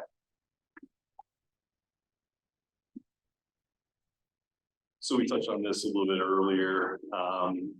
For the video lottery fund, the state collects the revenues, the county has little to no incentive in those collections. There's a small amendment that we'll need to make to this proposed budget with an increase in the beginning balance of $128,950, as well as increasing the other revenues by $57,000, and subsequently increasing the transfers out by the amount of $185,950. Are there any questions? Can you talk a little bit about on page 437, special payment for economic development and economic activity? Oh, is that the 70,000? Yeah, so we contribute 70,000 to Cedar for the work that they do in regards to economic development in the county. And then in the current fiscal year, we contracted with a consultant to do the economic opportunities analysis that is currently underway. And so that work will be completing. At the time, when we were developing the budget, we anticipated that we would still have a remaining portion that we would have to pay for in 24-25. But we have since made some changes with our consultants, and so we don't anticipate that we will have those costs in 24-25. Well, I certainly think the money to spend on Cedar as well. The amount of value that they bring. Okay. We are now going to take a really big shot back to page 220. This is the public safety and justice for the juvenile division.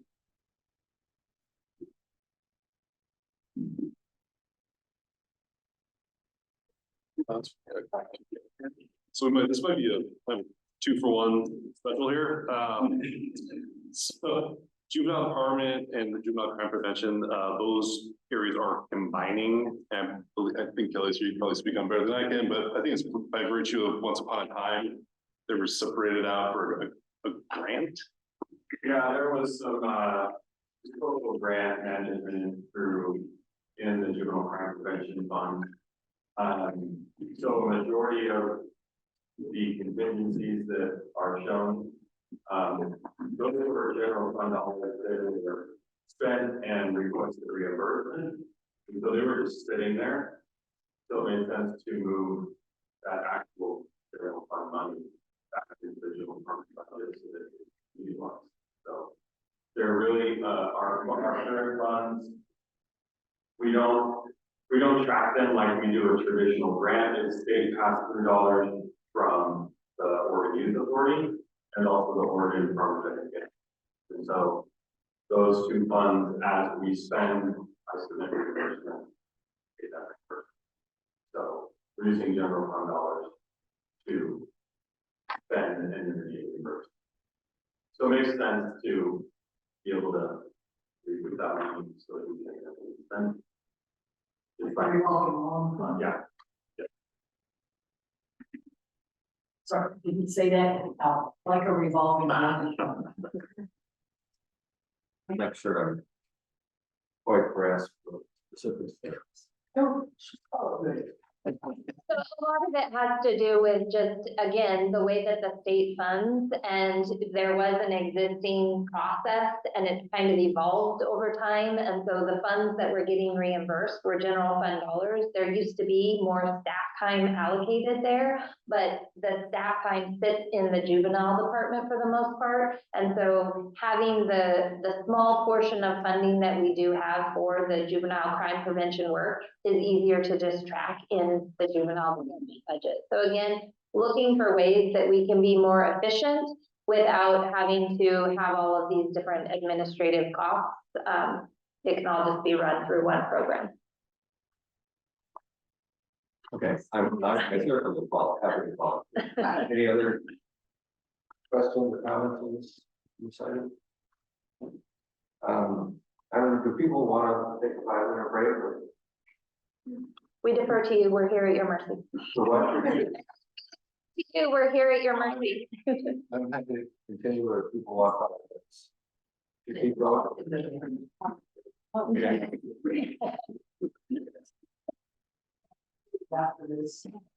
Yeah. All right. That's powerful.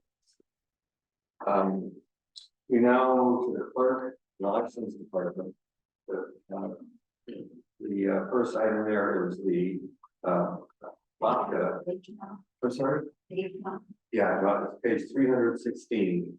And vodka, which I've had the pleasure of serving on several years, is really, I think, should be in the acronym Hall of Fame, but it's going away. Then we call it PVAB.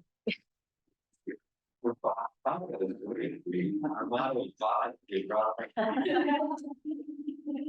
But anyway, the assessor does a great job. My opinion. Anyway, page 360.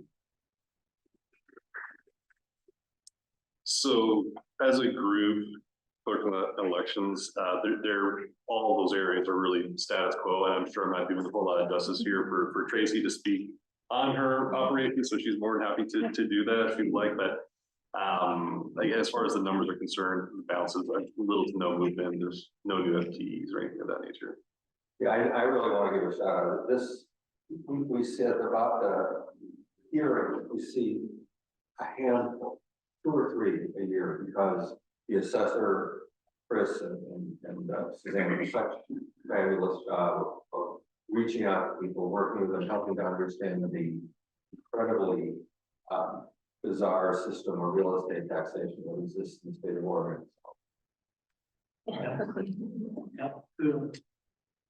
So let's, if we can go through this fairly quickly. Any questions on the Board of Property Tax Appeals Fund itself? Okay. Assessment and taxation, which is on page, oh, I'm sorry, I just had page 327, the next administration of elections, page 327.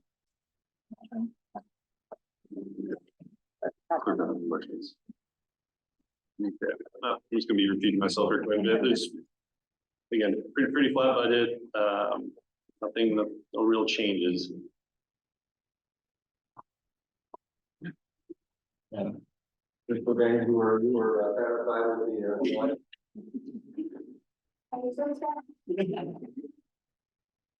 I think you guys deserve a plate of cookies after, like, you don't want me bacon.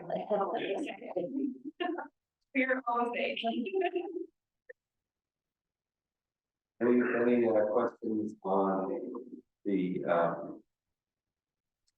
administration and election? Okay, and now we go to page 332, which is reporting. Status quo budget, there's a small savings in materials and services. That's really about it. I just, Just to add that, the funding sources have decreased in this, it still supports itself. But this is based on property sales and transactions, and so recording fees are down, and so therefore revenues are down. But it still supports itself. If you'll notice, the general fund support line item is in the negative, and that's because we do not provide it general fund support. It actually provides the general fund additional revenues. so when you say the decrease in fees has to do with rising interest rates, because there are fewer home sales, because mortgages through. And that's why there are fewer recordings. Well, I didn't say why, I'm not. I simply said it's reduced and it is economy driven, yes.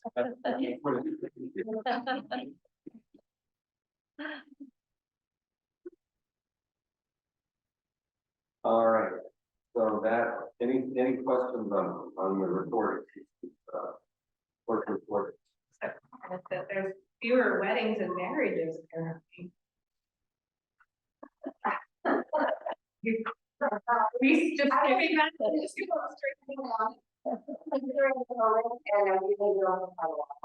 During election period, we don't do them as well, so we haven't been able to class much.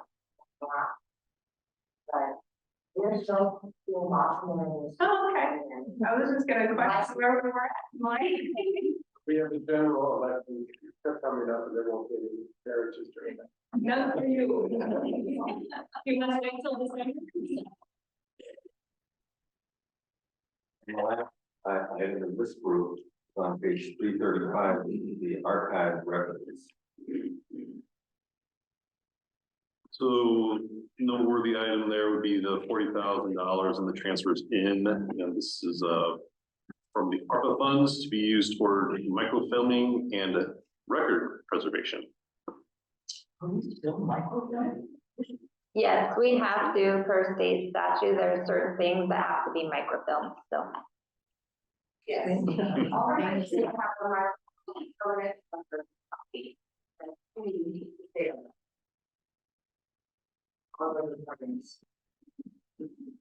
And really the kind of we're going to be taking, we're actually going to be using them to preserve original ebooks. They are in very poor condition. And I felt it was time to start really getting them in the right one. Doesn't microfiche, did you hear that? You have to talk to the legislatures about changing statutes. You'd think we would be in the digital age.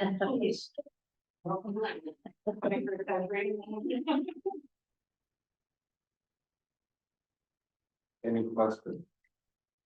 Great. Okay. We are going to now take another, this is the assessment and taxation. This is on page 319. So this is another status quo budget.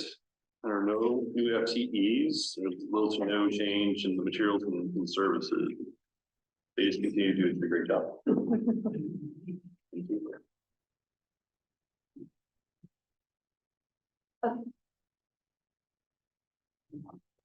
Any questions? Comments on that vote? Okay. We now go, this is one of the big jump, page 468, which is culture and recreation fair general operations, page 468.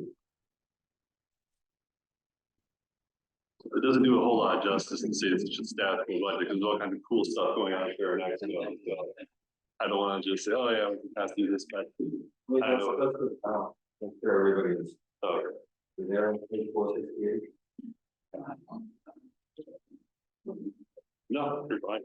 So I will just commend our care manager. Kyle has been with us for over a year now, and he has himself made some great improvements with the direction of the fair board, in addition to some admin staff that he has hired. And then he has his maintenance person out there, Kelly Culver, as well. And so they have kind of revitalized the activities that are happening out at the fairgrounds, and are really trying to promote the arena as well as the expo hall.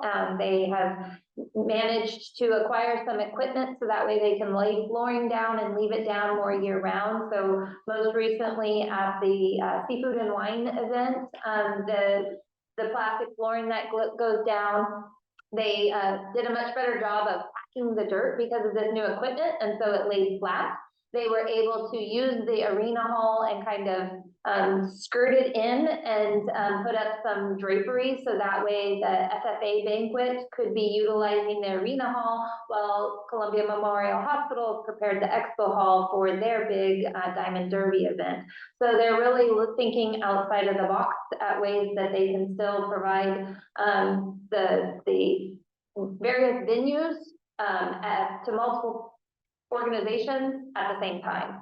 And so they continue to also try and bring in great acts. So this coming fair, Joe Nichols will be the main event. And then they are also trying to expand the events that they have typically after the FFA and 4-H auction on Saturday. The fair kind of died down, but they will be having a Latino concert as a Selena tribute, yes. And so there will be a concert Saturday evening as well. And so just trying to really kind of promote the fairgrounds and make sure that everybody knows that it's there as a resource. Anything you want to add, Kyle? Maybe just a little, we've gotten some funding from the state. You know, we have a big fund reserve as well that we're gonna be spending on doing some maintenance. We're trying to get our roof watertight, and we got some COVID relief money from the state as well, so it helps when they're trying to re-identify what our fair looks like without the carnival, and move forward. Yes. I just want to make note that floor was, it took away my entertainment that happens every time I see Food and Wine Fest. You know, the speed bumps were always exciting. Now there's no speed bumps. And then you guys did an amazing job for the FFA. Instead, we were looking at it like concrete finishers instead of just.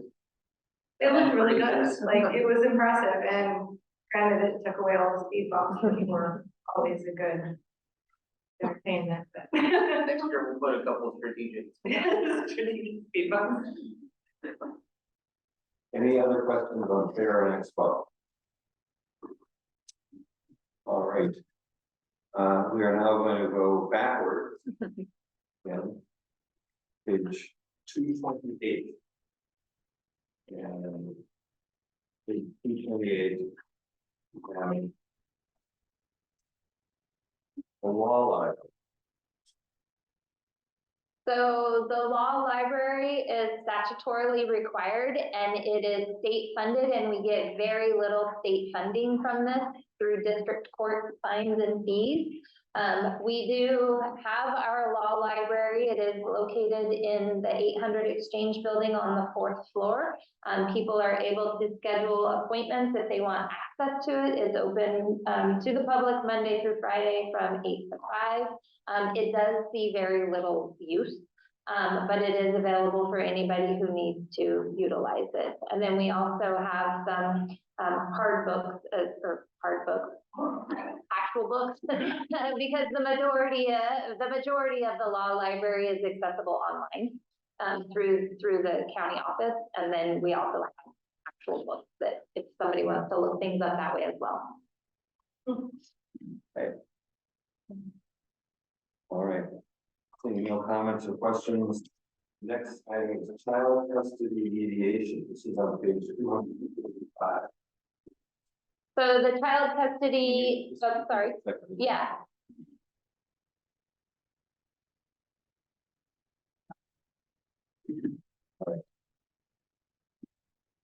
So this is another fund that's statutorily required that receives very little funding. Our trial court administrator is working with the state on ways to try and increase the funding. So this is for those family members who have child custody cases.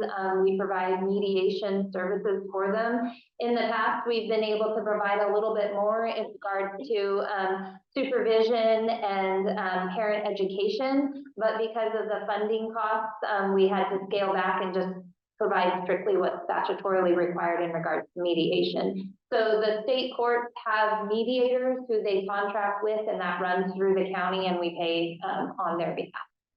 Do you work with CASA at all?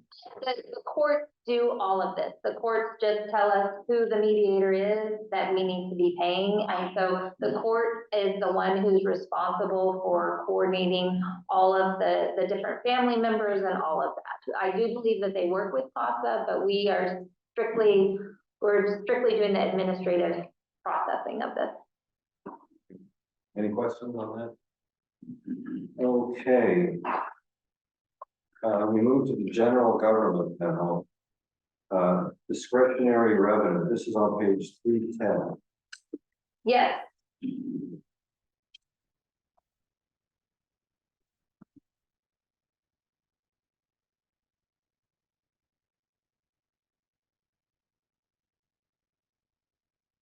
So discretionary revenue is essentially where the majority of our revenues come in for the general fund. So this is where property taxes are received, this is where timber dollars are received, marijuana tax, cigarette tax, all of those different taxes that are collected. And then there really are no appropriations associated with this discretionary revenue because the rest of it is all those general fund programs that don't collect revenues. So one of the things that you will notice is around the timber sales. In the past, the way that we budgeted timber was the 15-year low, and that's what that timber sales was. Just asked me if I wanted to join as a panelist. Sorry. Okay. Anyways, in the one line item where it says timber sales general fund, in the past, that's where we budgeted the 15-year low because per board policy, that was what we budgeted. And then the line right above that was called timber sales. That is where anything that we thought that we would be receiving in excess of those timber dollars would then get transferred to the special project fund or the general fund stabilization fund. Because we are no longer going to be anticipating a 15-year low because things are going to be changing with the HCP, we are just budgeting it all in the general fund. Again, whatever does not get utilized would go into that ending fund balance and such. So that's one of the major changes that you'll notice in regards to 100% decrease and 116% increase. How good is this number, this 4 million? So the state provided us with what their projected estimate for revenues in 24-25 was, and we took 90% of that number.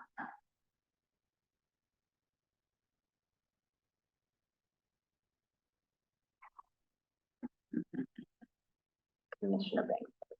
Yes. And just for context, we won't see the drop off until the 2025-2026 fees reach maturity, and so they'll reach maturity around 2026.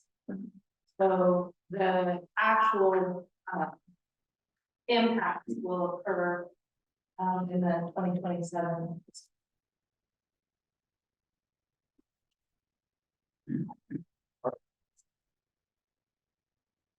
Other questions? No? Okay. So next item is on page 310. No, I'm sorry, 313. Oh, Gretchen. Hand up, sorry, let me. So, you hear me? Yes, we can. Okay, so here is where we see the general fund stabilization fund coming in and balancing the budget. The problem I have with this is we haven't even seen the effects yet. We're already dipping into these funds. And I'm not sure if this is the appropriate time to talk about that or when we're in the general fund stabilization. But the effects through the whole budget of making these transfers, and I know you've said before that it doesn't actually, you don't intend to actually utilize that.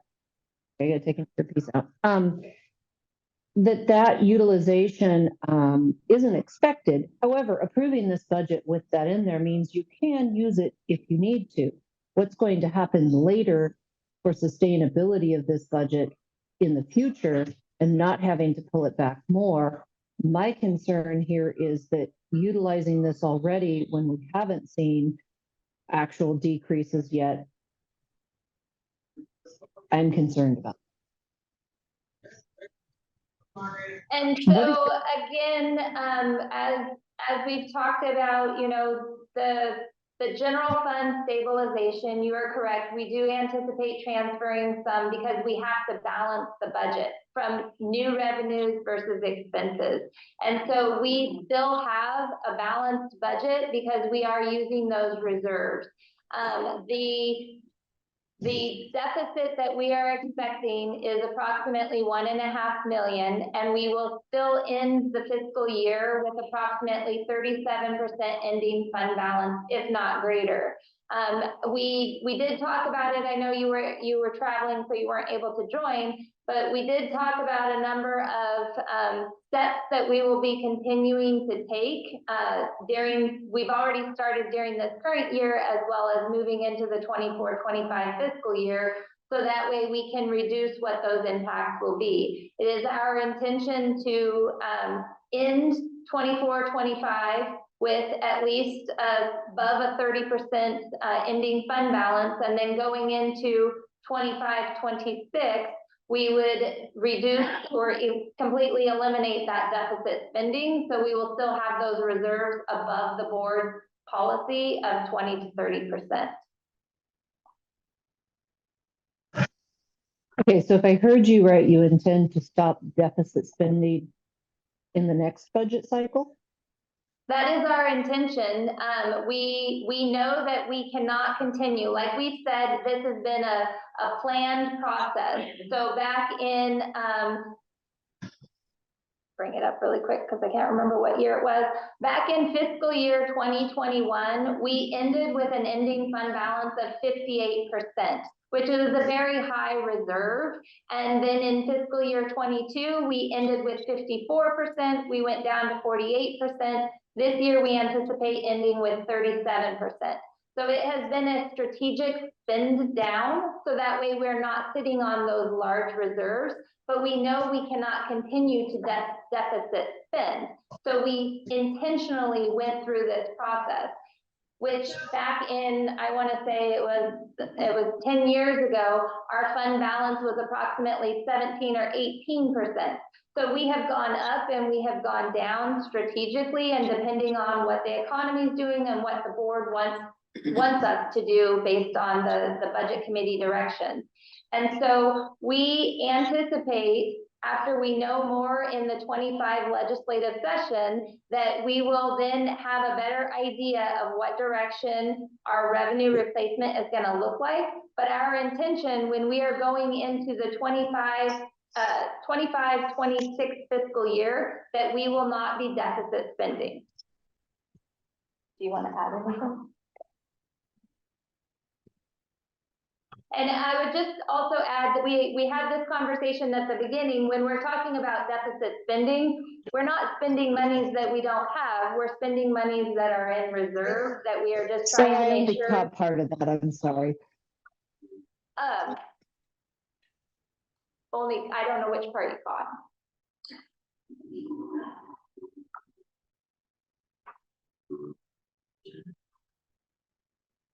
Gretchen, are you there? Is she driving? She's cutting off. No, I'm not driving. I'm sitting at my house with full bars. I'm not sure what's wrong. No, I'm in Packwood. I only caught part of that. I understand it was strategic. It wasn't, how it was presented in prior years. So it's been a concern of mine from the moment I came on this, board, especially with what we have up and coming.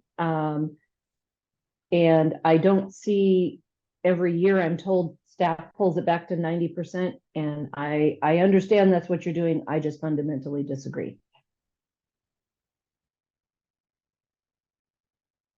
I would like to verbalize that, I would like us as a board to consider moving forward that in the 26, 27, 27, 28 fiscal years that we consider making sure that this stabilization fund is at 30% or a little bit higher.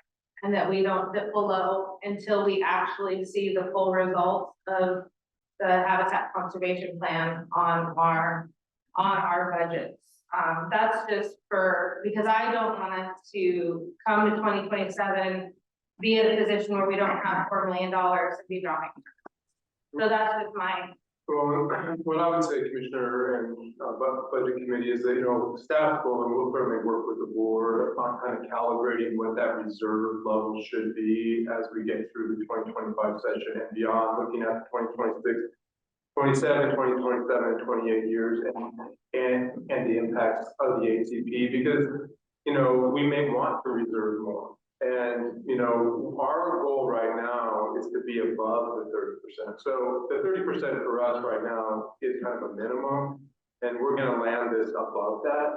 Everything we are doing now is going to optimize the fund balance at the end of 24-25, which optimizes the beginning fund balance, the ending fund balance 24-25, and the beginning fund balance in 25-26. So we're going to be, looking at optimizing that fund balance above 30.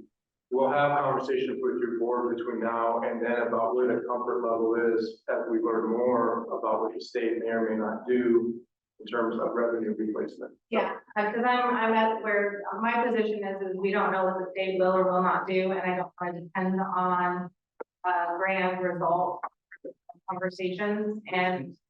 Yeah.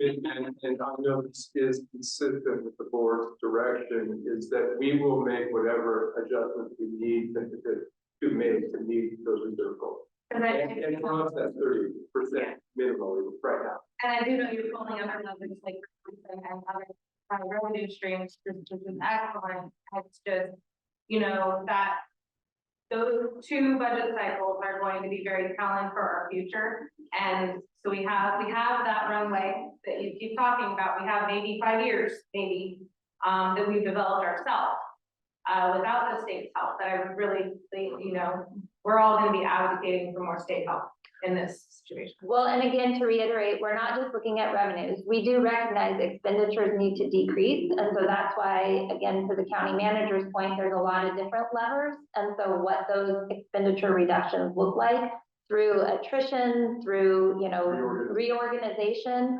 So we are looking at expenditures as well, but we want to be mindful of the staff that we have and make sure that we are, well, and just a point of clarification, the Habitat Conservation Plan actually hasn't been approved federally. So just because the Board of Forestry passed it forward, doesn't mean that the Federal Services has approved it. And so the Federal Services has the opportunity to kick it right back. And so we are at a point right now as a community of really not knowing what our future is. And there's a lot of conversation where folks don't understand that there is no transparency in what is actually happening at the state level. And so it could go either way for us. And I appreciate us waiting until we have a full definition, and that'll probably be at least a year. So the old Chinese curse, maybe live in interesting times, at least we're here together. He said, well, I really appreciate, if I could just say, the concerns raised by the members of the budget committee, because it's a community conversation and we're your elected leaders and, you know, your appointed staff, and you're committed to, everybody works together. Everybody comes to the table, raises their concerns, voices their opinions, their points of view, their positions, and then we know that it is something that we think will work for the community. And I just feel grateful and blessed to have the participation of everybody. I think my main concern here is that I have never understood why the commissioners did this back in 21 fiscal year in the surplus, as Monica just stated, where they were at 50-some%. They set this money aside and then strategically spent down to have it there, other than to go to the legislature to be able to say, okay, look, we have less money because this is over here already set aside by the board. The other concern I have, and I guess I'd like the commissioners to answer, why did you do that and then spend it down? Because it doesn't make a lot of fiscal sense. The other thing is I'm looking at some of these revenue numbers, such as property tax, tourism, and they're not meeting them. And so do we have inflated revenues that are inflating appropriations? Because for this year, and we're not in the general fund, but they've had to pull this back to 88%, more than the 90%, because they didn't meet the revenue numbers. So are the revenue numbers inflated, which is my concern, which means we have more of a problem than actually is probably realized. So I'll speak to the property tax piece. We were bringing back onto the roll the largest property taxpayer in the county. And that was my calculation error in regards to the anticipated amount that would be coming on to the roll. And so that 381,000 is because the amount that GP WANA, when their SIP expired, that came back on was inaccurately reflected. So that is something that in forecasting that I did wrong. In regards to the room taxes, that number is based on the economy. And when we're building the budget, this is just a plan. It's not an exact document. And so we don't know what is going to be impacting individuals' decisions to travel to our county. And so we were seeing increases, and then we started seeing decreases. And so we are anticipating decreases again, just based on the information that we've been getting from various organizations and what they're seeing throughout their businesses. So our estimates are just that, they're best estimates. We do try to budget as conservatively as possible. And by that, I mean low on the revenue side and high on the expense side. But we are also trying to be as accurate as possible, because we don't want you guys asking us, why is this going down 500% and this going up 1,000%? But the budget document is a plan. And we have to try and best read what the economy is doing at the time as we're building this plan.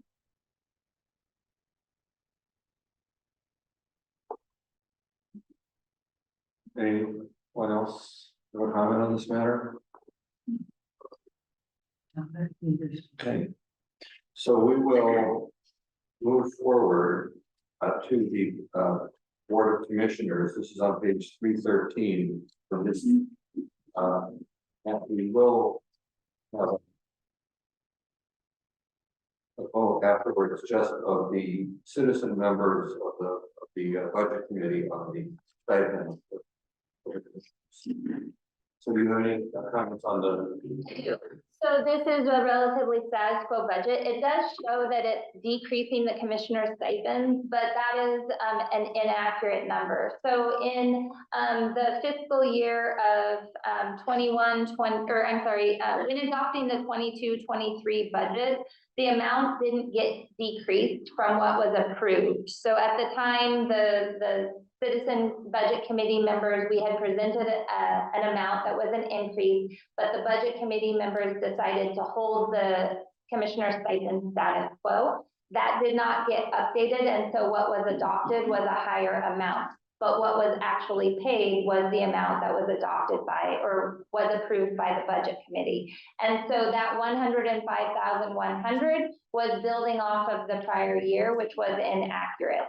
So the $104,830 is the correct amount if you are to give the commissioners a 5% increase over their current year's stipend. And their current year's stipend is $99,841. So I'm sorry, my recollection, I'm trying to look at the minutes, is that So in 23-24, the current year, you did give the board a 5% increase. Right. Yes, and so however, what happened was in the 22-23 budget, the amount that, when I was building the 23-24 budget, I looked at what was proposed, not what was adopted. And so that's why the 105,100 got put in there. And so this is us correcting that error of building off of what did not get approved. And so that 104,830 is a 5% increase over their current stipend amount of $99,841. that is what the county is proposing. Yes, that's what we built based off of what you all did last year. And what happened last year was that the county, the citizen commission members did not want to take the recommendation of the county, because we did not want to give the elected commissioners a larger percentage raise than county managers get. We wanted the same. Last year, it was different than what county staff was given. Last year, county staff was given 4.5%. We didn't want to get, I can't remember precisely, but we didn't want to have it significantly higher. I think we ended up compromising.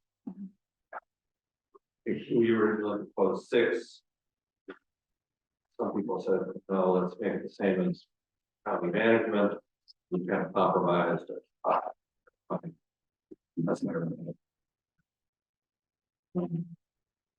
So I guess I have the same questions this year. What is the county management increase? So typically so what is in the budget for staff currently is a 3.5% COLA. And that is based on, at the time, what the May to May CPI West index was.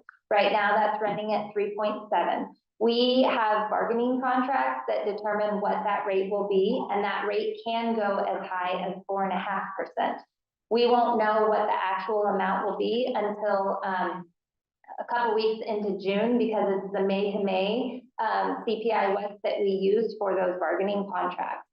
So whatever the bargaining units get is typically what is recommended to the board for unrepresented and management staff. So whatever we receive will not exceed 4.5%. I think it's been the increases in the CPI have been a lot of noise on those numbers, but kind of 3.7 is what it was the last time we checked. And I think that's it's unlikely for there to be significant change in the next month. I don't. No, I completely, I think the commissioners do a great job. I just think that in my own sense is that stipendiary increase in line with senior manager of the county. I feel we want to hear their committee members. So Gretchen, now, this is our decision. Yeah, I mean, I'm inclined to agree with trying to keep it equal. But, you know, I do also want to hear from other people as well. I know there's only 4 of us. I know we're kind of on a. So, if I may. Okay, so if I remember right, last year, the reason we held it is because this is a stipend. It's not considered pay.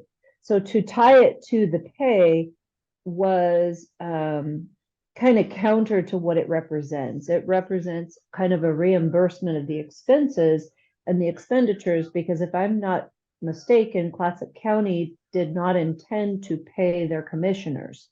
Am I correct on that, Monica? Do you, is there? So per the charter, they are a volunteer board. We reimburse for travel outside of the county, so meals and mileage outside of the county. But this is intended to reimburse them for their travel and their time spent inside the county as well as spent outside the county at meetings. I didn't think it was for their time. I thought that it was only for their actual cost per se, not necessarily time. Am I incorrect on that? The county manager is going to speak to something. Chair, if you don't mind, I'm just gonna read from what the charter says, might not be helpful. Under section 7, under compensation and commission expenses, it says county commissioners shall serve without salary. As recognition for the service rendered by the county commissioners, each shall serve with a stipend to be set by the lay members of the budget committee. The county shall reimburse board members for all actual and necessary expenses incurred on county business while outside the county. So that's the box that the charter provides, so. Okay, so it is representing time. I think that was unclear last year. Thank you. Monica, did you say that this budget is a 5% increase? That's what's proposed in the budget is a 5% increase over the 23-24 current year. I think it should be 5%. You know, I don't think there's too much of a difference between the 4.5 and 5, so if we're on agreement, I'm okay with 5%. Gretchen, you're. Yeah, I'm in agreement with 5%.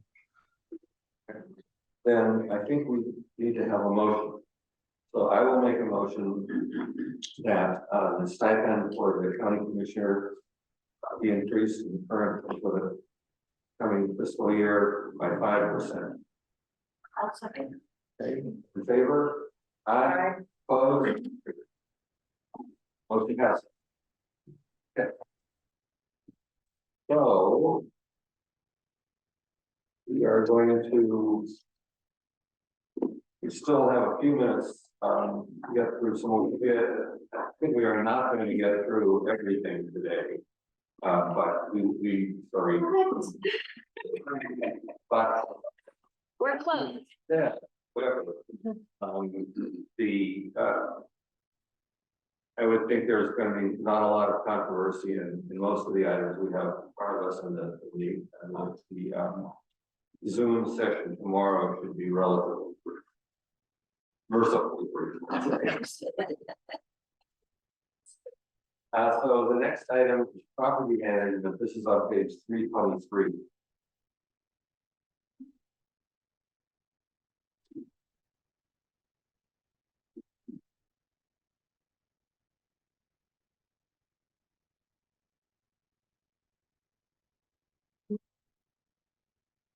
If you all have made it there, I will say this is a status quo budget.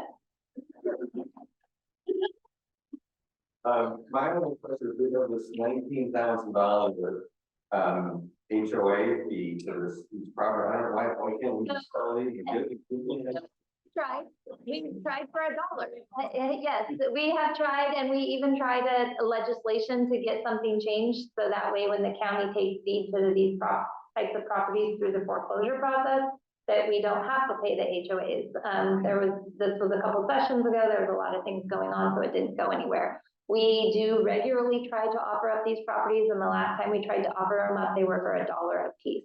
Unfortunately, this is out at Fishhawk Lake. There were significant environmental things that happened. They were assessed fines, and the way that they are paying for those fines, as well as capital improvements to the lake and the dam and the fish passage, is through increasing the HOA. And so this property is very difficult to develop.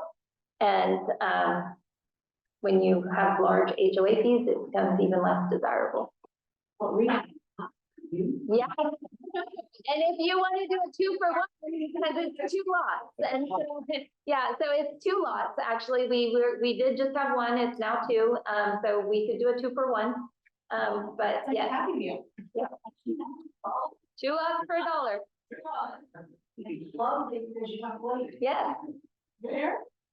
Fish Hawk Lake, it's up almost to the Columbia County border, it's like Shangri-La.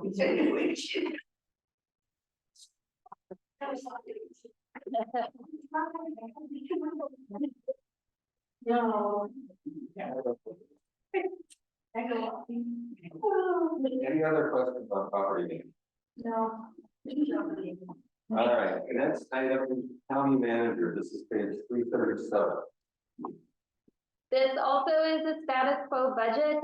It appears as though there is an additional, and I talked about this some during the budget message.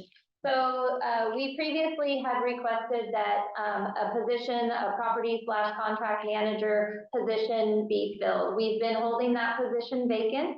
And next year we are proposing, instead of it being a full FTE, we're only proposing a half FTE to focus specifically on the property management side of things. So there's a decrease there.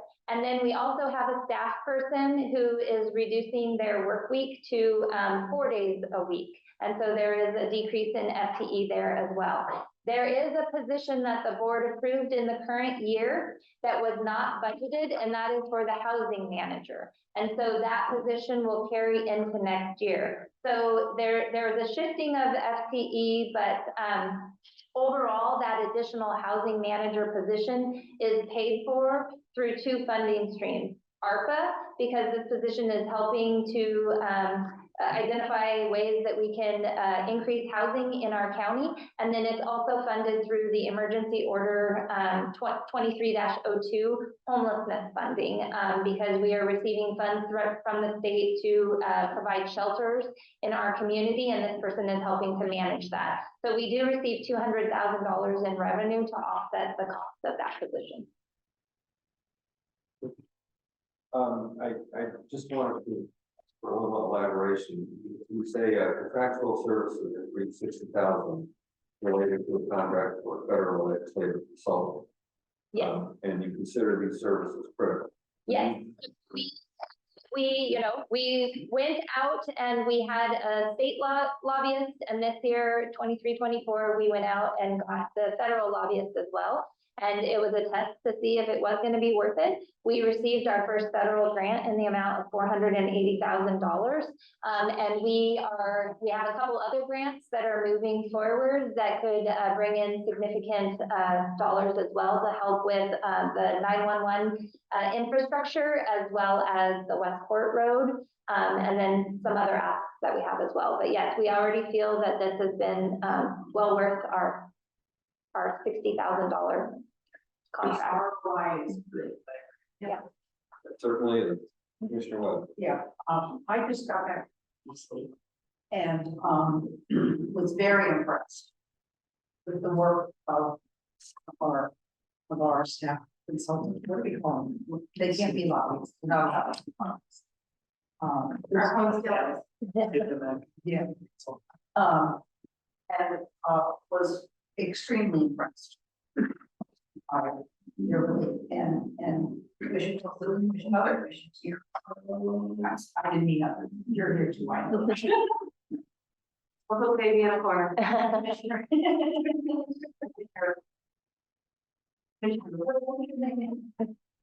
What's his name? Okay, it's been there as well, and we really have gotten, I think, a lot of response. It turns out, having spent a lot of my life in DC, I can tell you that it's very rare to have lobbyists who are from the places they're representing, and every one of our paid lobbyists is there. And it's pretty wonderful to be able to sit down with your representative from DC and have them know everything that you know. I mean, they've all spent more time in Oregon than I have. And so it's very satisfying. They're extraordinarily knowledgeable. And and the fact that they know us so well. I think they're worth every penny that we pay them. They know us, but that's the other thing I was. That they, I mean, it was Don and Monica as far as they were concerned. And their advice has been, I would just so very much. And it's pretty exciting to be in Washington DC, 3,000 miles from home, and have people who are also from Oregon representing. And they were just incredible in our visits. They set up meetings for us with all kinds of great people. And they were just terrific, and yet they're very aware of where home is. And so I think this is one of the best things we've done since I've been here. Because they were really amazing. Their insights for us are amazing. I mean, to me, they say things to us that often staffs of our representatives don't tell us. And they're just incredibly insightful. I mean, I'm an OEC myself, so, you know, and I just think that they're worth every penny that we pay them, because they know us so well. And they communicate with us, right? I think this is a real high note and one that's a good highlight of today's session off. I know that commissioners need some time to refresh their brains before the actual commission meeting. So if I may just remind everybody that tomorrow is virtual only. It'll start at 4 p.m. We will make sure that we send out the link in the morning just to make sure that you all have it easily accessible in your inbox. And we will be picking up in general government and caring for human resources. Yeah. And I got it. Yeah, we will get it done. Good job, Karen. Thank you.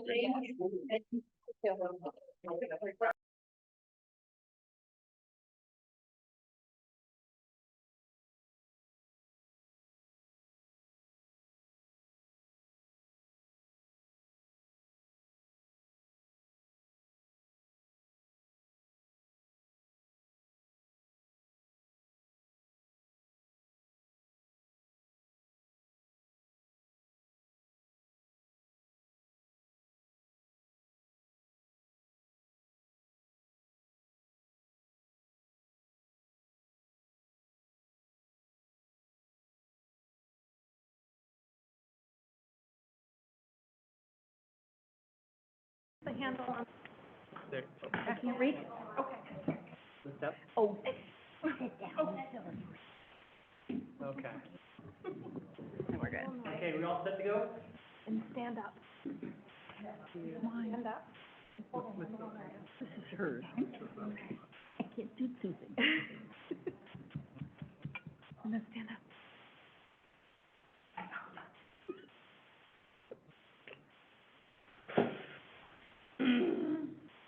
I think there should be. Good? Okay. The Board of Commissioners as the governing body of Clatsop County, all county service districts for which this body so acts, and as the Clatsop County Local Contract Review Board is now meeting in regular session. All rise for the Pledge of Allegiance.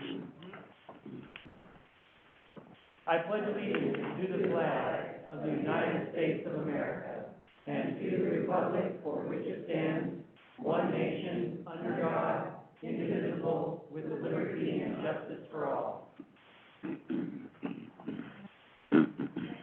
All right, I want to welcome everybody here this evening. We've got a good crowd tonight. We'll go ahead and start with the roll call. Clerk of the board. Chair Quayla, Here. Vice Chair Banks, Here. Commissioner Toyuka, Commissioner Toyoka is excused. Commissioner Webb. Here. Commissioner Thompson. I'm here. Thank you, Clerk of the Board. We had an opportunity to review the agenda before the meeting. Do we have any questions or comments? Are we ready for an approval? I move to approve. Second. Moved and seconded to approve the agenda as presented. All those in favor signify with an aye. Aye. Aye. All those opposed?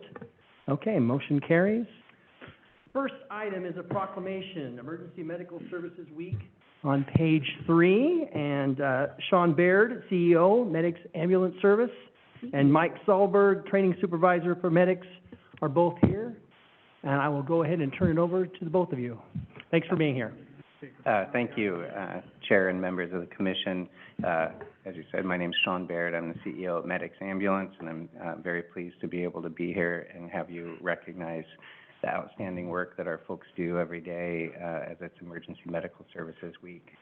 It's a national event that happens about this time every year. This is the 50th year of EMS Week, and Medics Ambulance has been part of that for 49 of those 50 years. Wow.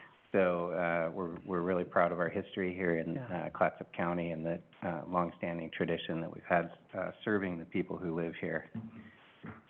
It includes not, of course, just Medics Ambulance folks, but volunteers, career folks in the first responder community, police, fire, people in the hospital, emergency department, nurses and doctors, as well as dispatchers in the 911 system. So it really is a big web of folks that make this all work. And I'm a supervisor at Medics, and I know that our staff is very dedicated to the community. I know that I've been here for almost 20 years now, serving in this community, enjoying every minute of it. It's very stressful out there, but we're there and dedicated and really enjoy working in this area. Yeah. Well, thank you very much, Sean and Mike, and I don't think you can understate what a valuable service Medics is in the community. So thank you very much for what you do, and thanks for being here this evening. Any comments or questions? Commissioner Thompson? I just want to express my personal appreciation. We trust you with our lives, and you've earned our trust every single day. Thank you. Thank you. Thank you, Commissioner Thompson. Are we ready for a motion? I move to approve the resolution and order proclaiming May 19th, 2024 through May 25th, 2024 as Emergency Medical Services Week and authorize the chair to read and then sign the proclamation. Second. Moved and seconded to approve the resolution and order proclaiming May 19th, 2024 through May 25th, 2024 as Emergency Medical Services Week and authorize the chair to read, then sign the proclamation. All those in favor signify with an aye. Aye. Aye. All those opposed? Okay, motion carries. In the matter of proclaiming May 19th, 2024 through May 25th, 2024 to be Emergency Medical Services Week. And whereas emergency medical services are a vital public service, and whereas the members of emergency medical service teams are ready to provide life-saving care to those in need 24 hours a day, 7 days a week, and whereas access to quality emergency care dramatically improves the survival and recovery rate of those who experience sudden illness or injury, and whereas the emergency medical services system consists of emergency physicians, emergency nurses, emergency medical technicians, paramedics, firefighters, educators, administrators, and others. And whereas the members of the emergency medical services teams, whether career or volunteer, engage in thousands of hours of specialized training and continuing education to enhance their life-saving skills. Now, therefore, be it hereby resolved that Clatsop County Board of Commissioners does hereby proclaim May 19th, 2024 through May 25th, 2024 as Emergency Medical Services Week in Clatsop County and invites all community members to observe this year's theme, honoring our past, forging our future, and recognize the work of individuals who built this EMS system as well as those leading it today and into the future. Dated this 22nd day of May, 2024, Clatsop County Board of Commissioners. Yay. Yes.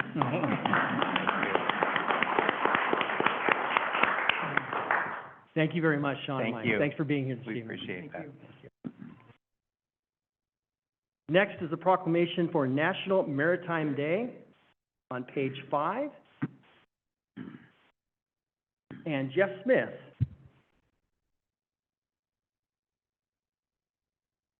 Welcome, Jeff. Jeff is curator for the Columbia River Maritime Museum.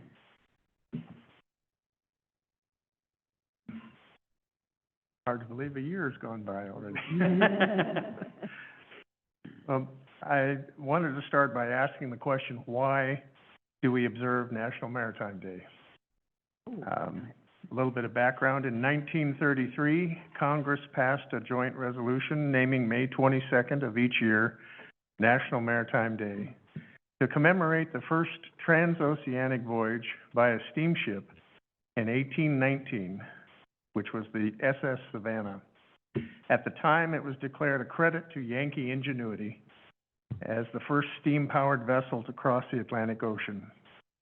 In fact, the Savannah was a sailing packet ship built with sails, but it also had a steam engine on board with collapsible side wheels. Today, we mark the occasion remembering that landmark event and also recalling our own local history, which has deep maritime roots. The first people in this area likely came here by canoe and settled here because of the vast resources available to them for their survival. Later, explorers from Europe and the eastern United States ventured here because of those abundant resources, which could be exploited and capitalized. A thriving fur trade resulted, and later logging and lumber mills and canneries and fishing took their place. When John Jacob Astor sent two parties out here to the mouth of the Columbia in 1811, he was hopeful of establishing a fur trading nexus that would connect the resources from the central part of the continent to the Pacific Ocean and markets beyond. Although that venture was ultimately unsuccessful, the logic behind the endeavor was solid, and the global economy we live with today is proof of that concept. The Lower Columbia River supports more than $24 billion in cargo annually. I emphasize the B. The Columbia Snake River system transports over 56 million tons of international trade goods. This system is the top exporter of wheat in the United States and second for corn and soybean products. It also leads the West Coast in exports of wood, minerals, and automobiles.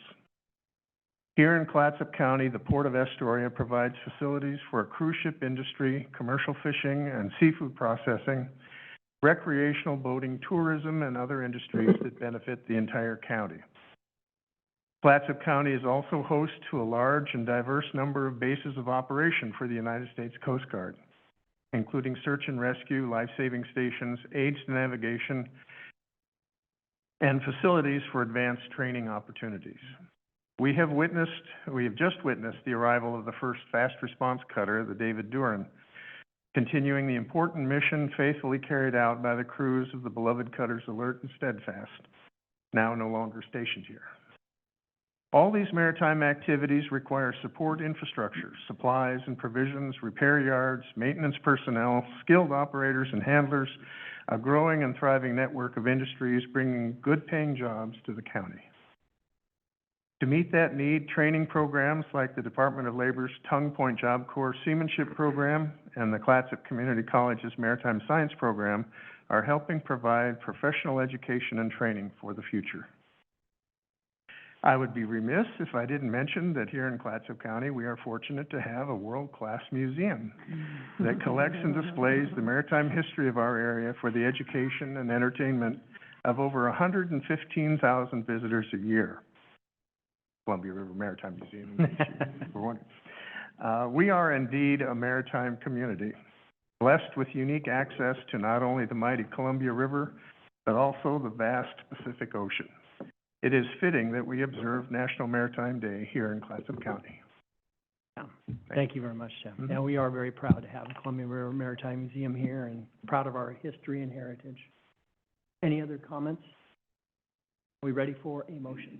I move to approve resolution and order proclaiming May 22nd, 2024 as National Maritime Day and authorize the chair to read and then sign the proclamation.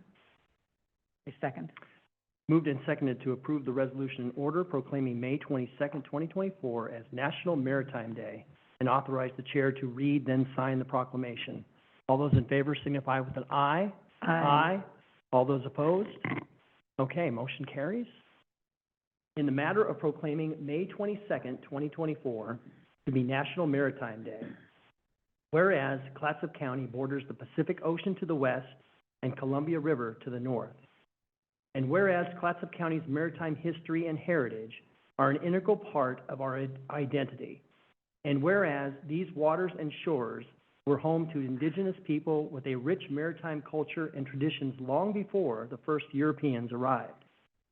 And whereas the Columbia River Bar is the gateway to a maritime transportation system which carries over 56 million tons of international trade with a cargo value of at least 23 billion. I think you said 24 billion.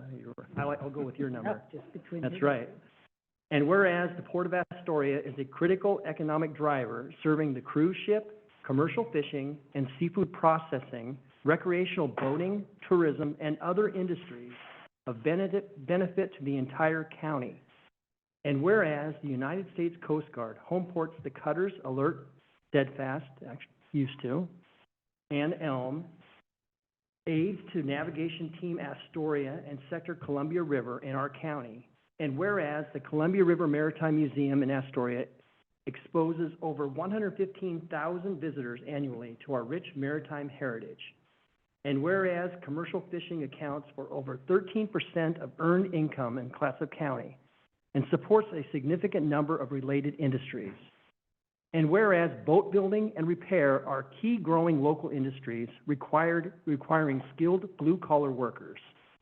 And whereas the Department of Labor, Tongue Point Job Corps, Center Seamanship Program, and Clatsop Community College Maritime Science Program provide professional training for critical maritime jobs. Now, therefore, be it hereby resolved that the Clatsop County Board of Commissioners does hereby proclaim May 22nd, 2024 as National Maritime Day in Clatsop County and invites community members to observe this day and celebrate with appropriate programs, ceremonies, and activities dated this 22nd day of May, 2024. Thank you very much. I apologize for the plagiarism, but I felt it was worth saying twice. It's good. I'm glad you did. It's worth saying twice. Thank you so much. Next is business from the public. So this is an opportunity for anyone to give a 2-minute presentation about any item on the agenda, except for public hearings, or any topic of county concern that is not on the agenda. Clerk of the board, are there any members of the public signed up to speak remotely? I'm not sure if that one was going to be remote or in person. Which one was that? I think Nancy. That one right there. I think that's Dana Gould. I think you're here. So Dana. So you'll have 2 minutes to speak. Give your name and address for the record. Dana. Okay, again, I'm Dana Gould, and I live at 454 First Street in the city of Gerhart. 2 minutes isn't a lot of time to talk about my subject, so I'm going to speak like an auctioneer and hopefully get my point across. The reason I came before you before was to talk about some concerns that I have over July 4th and over some of the problems that I think that we share along with the county. You know, it's no surprise that since COVID, we started on July 4th, we get inundated with people now. In speaking with the state, they're struggling to they don't have enough resources to address all of the problems that they see along the beach. And then that means that the burden then falls onto the communities that border the beach to take care of that problem out there. Sometimes they have to ignore problems within their own jurisdiction in order to make sure that the problems on the beach don't become problems in our jurisdiction and great problems. Some communities are helped by their geography, obviously Seaside, Cannon Beach. Gerhart is not one of them, and I believe there are many places in the county where you are also have a problem. If you've been watching the news over the past couple of years, I don't have to tell you that there are often times when crowds get together that people will act in a way that they would not normally act if they were alone. So having spent 30 years in law enforcement, this crowd control is a very serious concern for me, and I see this as a problem on our beach that we probably should spend more time on.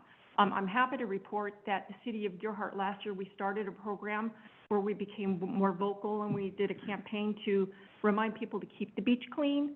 And we also started talking about reaching out to our emergency services in our community or in the county and working on a more cohesive a way to address the problems. I'm happy to report that there has been a meeting along those lines, and I want to make you aware of it so that you can also give support for those types of efforts from the top down. That's great. Okay? Yeah, thank you, Dana. And good news on the post office. Yes, Yeah. very good news. Yeah, we were a little worried there, but actually it's working out very, very well. Thank you. Commissioner Banks? Could you, if you have that written out, could you send it via email to all of us? Yeah, I'd be happy to follow up with an email. I wanted to speak to you first because sometimes when you speak in an email for the first time, you sound either condescending or like you're attacking. And I am not attacking anybody. I am not in any way saying that we haven't done, that our folks are not working very hard on this. I worked in Southern California for 30 years and I worked in, riots and terrorist attacks and other things, so I'm a little more paranoid than your average Joe. So, This is good information, thank you. Yeah, thank you very much. Next is Cheryl Johnson.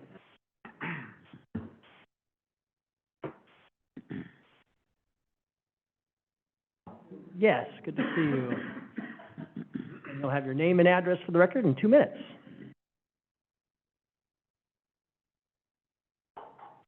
Cheryl Johnson, 11483 Peterson Lane, Astoria. I am a property owner and resident of Clatsop County since 1975. Our home in Brownsmead, where we share a back property line with Oregon Department of Forestry, on the land where we raised our children.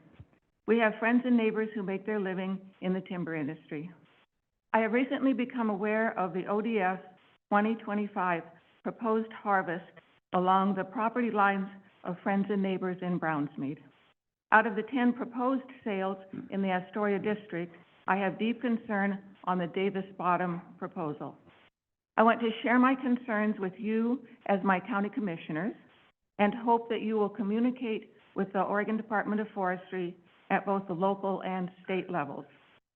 The Columbia River is currently home to 13 species of threatened and endangered salmon. The federal government, states, and nonprofits have spent millions of dollars to repair damage to salmon habitat. Clear cutting results in stream warming and sedimentation. The negative impacts of herbicide use have long been of deep concern to Oregon residents. Clatsop County forests, especially the Astoria district, are located on steep hillsides where sediment and pesticides have a short journey to end up in the Columbia River. We pass the proposed Davis Ridge site on our way to and from our home daily. We are friends with owner residents Denise and Rye Moore. We have recently walked their land on Sylvandale Lane and explored the proposed cut lines. We are also friends with neighbor Carol Newman, who owns a rental home on Sylvandale Lane. The clear-cut boundaries for Davis Ridge are shockingly close to family homes, Nat Creek, and many sloughs and wetlands in Brownsmead leading to the Columbia River. Thank you for this opportunity to comment. Again, I request that you communicate with ODF at both the local and state levels on behalf of rural residents. Thank you. Thank you, Cheryl. Are there more under the same topic? Well, next is M.R. Eng.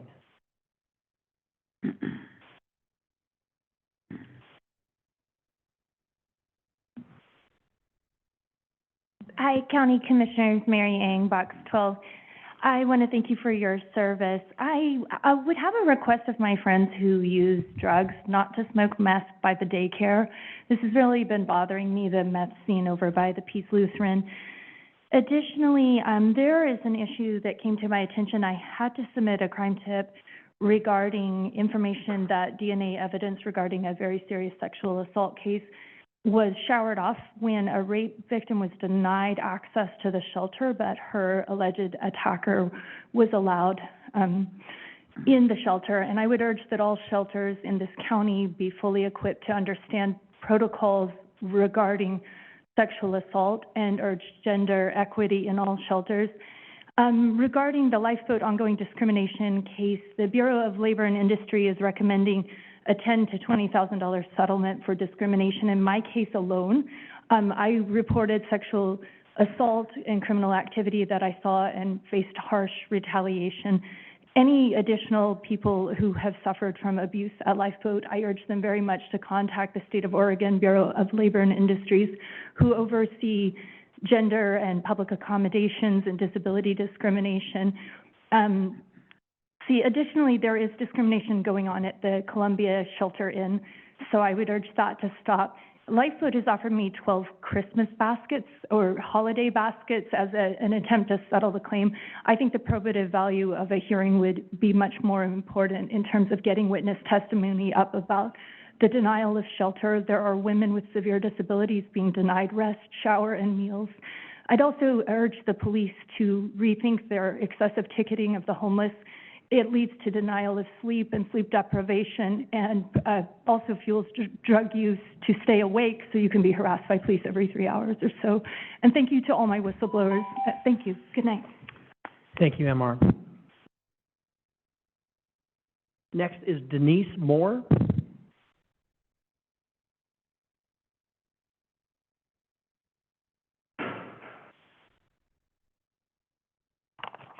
My name is Denise Moore. I live at 43540 Sylvandale Lane in Astoria. We're here tonight as concerned landowners whose property borders the proposed clear-cut area of Davis Ridge. We've lived in Brownsmead for 34 years and have raised 3 children there and now enjoy sharing our home and land with our grandchildren. Our property is at the base of where Legacy Forest stabilizes Davis Ridge and the surrounding highlands. This is a forest that needs protection. The potential environmental and health impacts of this project are deeply unsettling, and as citizens, we have a fundamental right to a healthy environment. The application of herbicides in the aftermath of a clear cut poses significant risks to my family, my grandchildren, and others in our community. Runoff from the herbicide spray will flow from the adjacent land under Aldrich Point Road and into Nat Creek, which eventually meets the Columbia River. These chemicals will poison the land where we garden and our children play. These chemicals will poison the water in which we fish and swim. My husband and I now have many sleepless nights worrying about the effects that these poisons will have on our lives if this clear cut proceeds. The ODF does not need to conduct timber harvesting near residential neighborhoods and in such close proximity to the lower Columbia River watershed. The consequences of such activities will directly impact the lives and well-being of our community, and I fear for the health and safety of my family. We understand that the Clatsop County Commissioners do not have authority over ODF policies, but we believe that your voice can make a significant difference, just as you have spoken out against the Habitat Conservation Plan. We ask that you also oppose this proposed harvest. Your support in opposing this project will show future generations that you did what was right and that you cared about our well-being. We ask that you stand with us in protecting our right to a healthy environment by speaking out against this timber harvest. As community leaders, we ask that you prioritize the well-being of your constituents and the preservation of our natural resources. Thank you. Thank you, And Denise. I hope that you do the right thing. Thank you. So I can respond really quickly, just in regards to the concerns of the 3 sales that are proposed in the annual operation plan of the Oregon Department of Forestry. For the last 3.5 years, I have been loudly contesting the Habitat Conservation Plan for this reason. Many folks did not know where the HCA's were placed within our community. And when I spoke to ODF multiple times regarding the social concerns were thus pressing forest operations closer to our urban areas and our residents. And they didn't listen to me. And many in my community misunderstood why I was fighting so hard, because I wasn't fighting against the Habitat Conservation Plan. I was fighting against the location of the habitat conservation areas. And ODF had the opportunity multiple times to move the habitat conservation areas had they actually taken local input. It is the local input that was missing from this entire conversation. Salem ODF did not speak with our local Astoria district. This is not the fault of our local Astoria district and the placement of the habitat conservation areas, but this is the result of a habitat conservation plan. All habitat conservation areas are conserved with very minimal management, and it's management for health and well-being of habitat. And all other areas outside of the habitat conservation areas are considered production by ODF standards, and that has been their full and transparent description from the beginning. And so what is occurring now is what will continue to occur in our community in perpetuity. There are no HCA's along the Columbia River. That was another thing that I contested multiple times. You would think that there should be. There isn't. And so, I mean, I'll continue to bring this forward at FTLAC and CFTLC. I'll bring this forward this Friday at my next meeting. My concerns regarding the placement, because they have alluded multiple times that there is flexibility within movement of the HCA's, and I'll ask for flexibility in movement of the HCA's again. But this definitely fully describes the social concerns that I was speaking to for the last 3.5 years. So I'm sorry.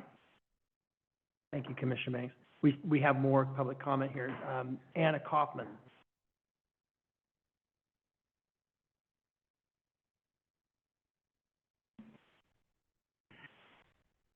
Welcome, Anna. Hey. Anna Kaufman, 210 West Grand in Astoria. Thank you for providing this avenue for public comment this evening. I am a recent graduate in environmental studies from Vassar College and a concerned Astoria resident. I have worries about several of the proposed ODF timber harvests in residential areas of Clatsop County, including Mothball Hill of the John Day area and Davis Ridge and Slough Hill alternate of Brownsmead. These harvests have homes immediately adjacent to the proposed clear cuts. I would like to note that Clatsop County's Community Development Department is in the midst of updating Goal 16, Estuarine Resources, and Goal 17, Coastal Shorelands, in the county's comprehensive plan. Part of this is updating resource inventories and maps so that management decisions can better reflect the current status of our shoreland and estuarine resources. Given the Mothball Hill, Davis Ridge, and Slough Hill clear cuts are adjacent to the estuary and have high potential to impact shoreland and estuarine resources, it is counterproductive to permit these clear cuts before the update is complete and decision makers can better evaluate the trade-offs and environmental impacts of these timber sales. Considering salmon populations have declined in the lower Columbia River by 48% in the past 5 years, logging debris as well as pesticide applications will be detrimental to their survival and harm local fishing, recreation, and tourism economies, not to mention the health of neighbors nearby these harvests. I urge the commissioners to discuss collectively and consider drafting a letter to ODF. Thank you. Thank you, Anna. And then Vicki Bergerson.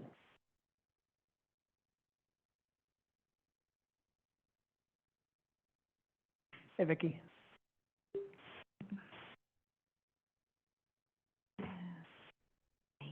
I am a resident of Clatsop County, John Day, private landowner whose land abuts the. You want to pull the mic a little bit closer? My name and address, yeah. My property abuts the proposed clear cut and aerial spray border of Mothball Hill and John Day that was just talked about.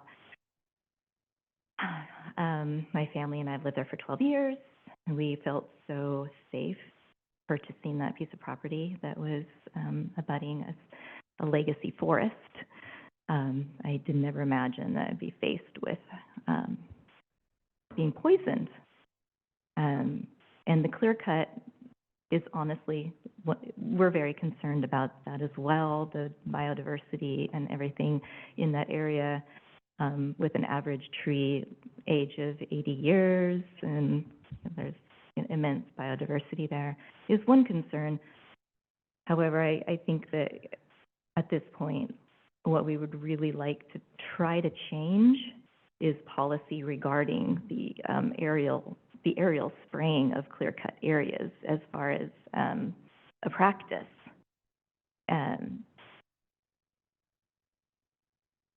Wind causes drift. That's chemical trespass into my property. I have an organic garden. It's not going to be an organic garden anymore. The runoff is steep, has already been mentioned, in the Columbia River into the John Day, so our waters are going to be poisoned with. We've requested information about the chemicals that will be in the spray. We have been told that we need to do our own research, so there's not any transparency there. We would like to be able to look into the effects of these chemicals, what is in the spray that they're proposing to spray. In the past, apparently, it's been glyphosate, atrazine, and 2,4-D. These are, is that me? Sorry, my time is up. And then maybe just your address for the record. Oh, my address, 38883 Highway 30. Thank you, Vicki. Can I give some suggestions according to process for you guys moving forward? Yeah. So the AOP comment period has closed. The annual, operations plan comment period for ODF has closed. Next step is them deciding whether or not they're going to move forward with said plan. Then after that, they begin laying out a sale plan. In that process, they do contact adjacent landowners. And they will discuss primarily only with adjacent landowners. They will not discuss with third parties any concerns. And I do know from past history that if there is an adjacent landowner, such as a resident, they do not aerial spray. They backpack spray very conservatively.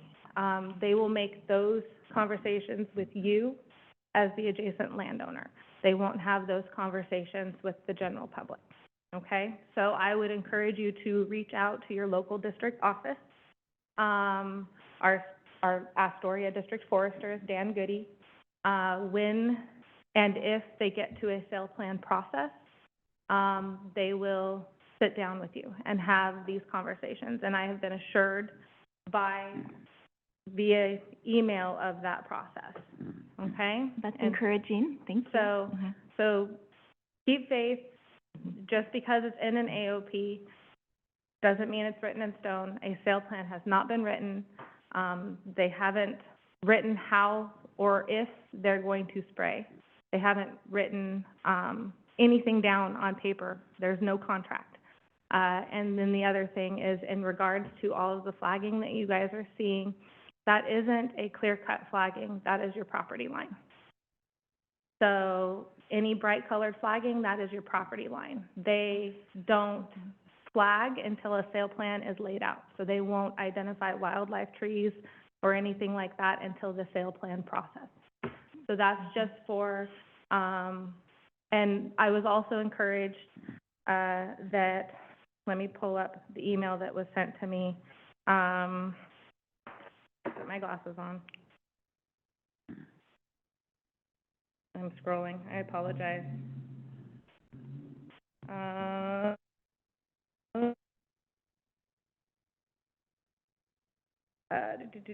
apologize, it's long.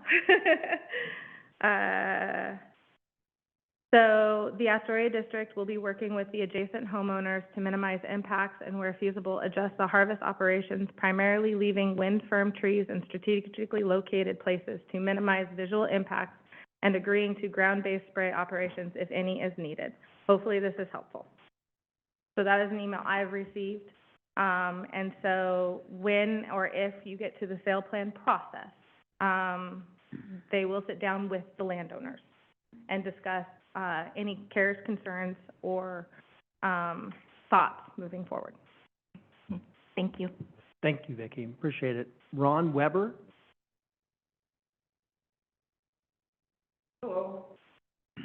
Ron Weber, 42415 Evergreen Acres Lane, side.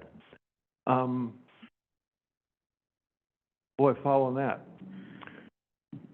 You brought up an idea, a thought about vacant land on county property owned vacant land. I'll just ask, I read a book years ago and it said, and I'll just ask you, what do you think per square inch is the highest income per vacant land in America? Well, it's billboards. If you guys have any vacant land near any highways, put a billboard up. I'm serious. You'll be astounded at how much money you can make. It's been done. My in-laws from central Kansas had a lot of land along the highways, I-70 through through Kansas. The one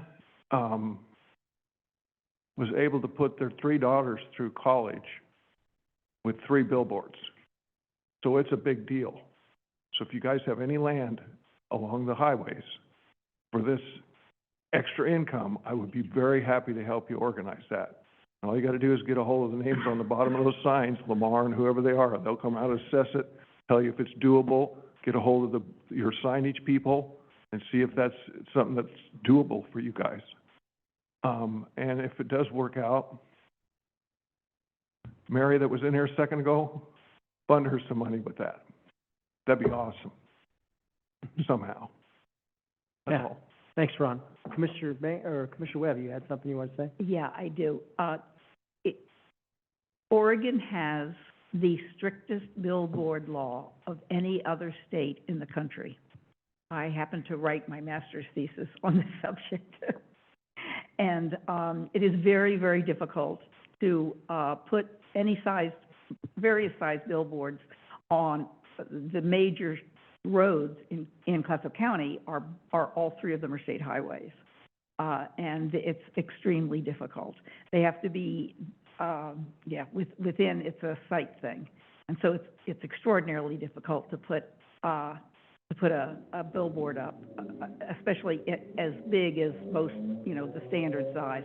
It is almost impossible in Oregon to put up those. They have to be set back very far from the road, and we don't have much set back space on any of our 3 roads. I'd be worth trying it. Yeah. Thank you, Ron. Carol Newman?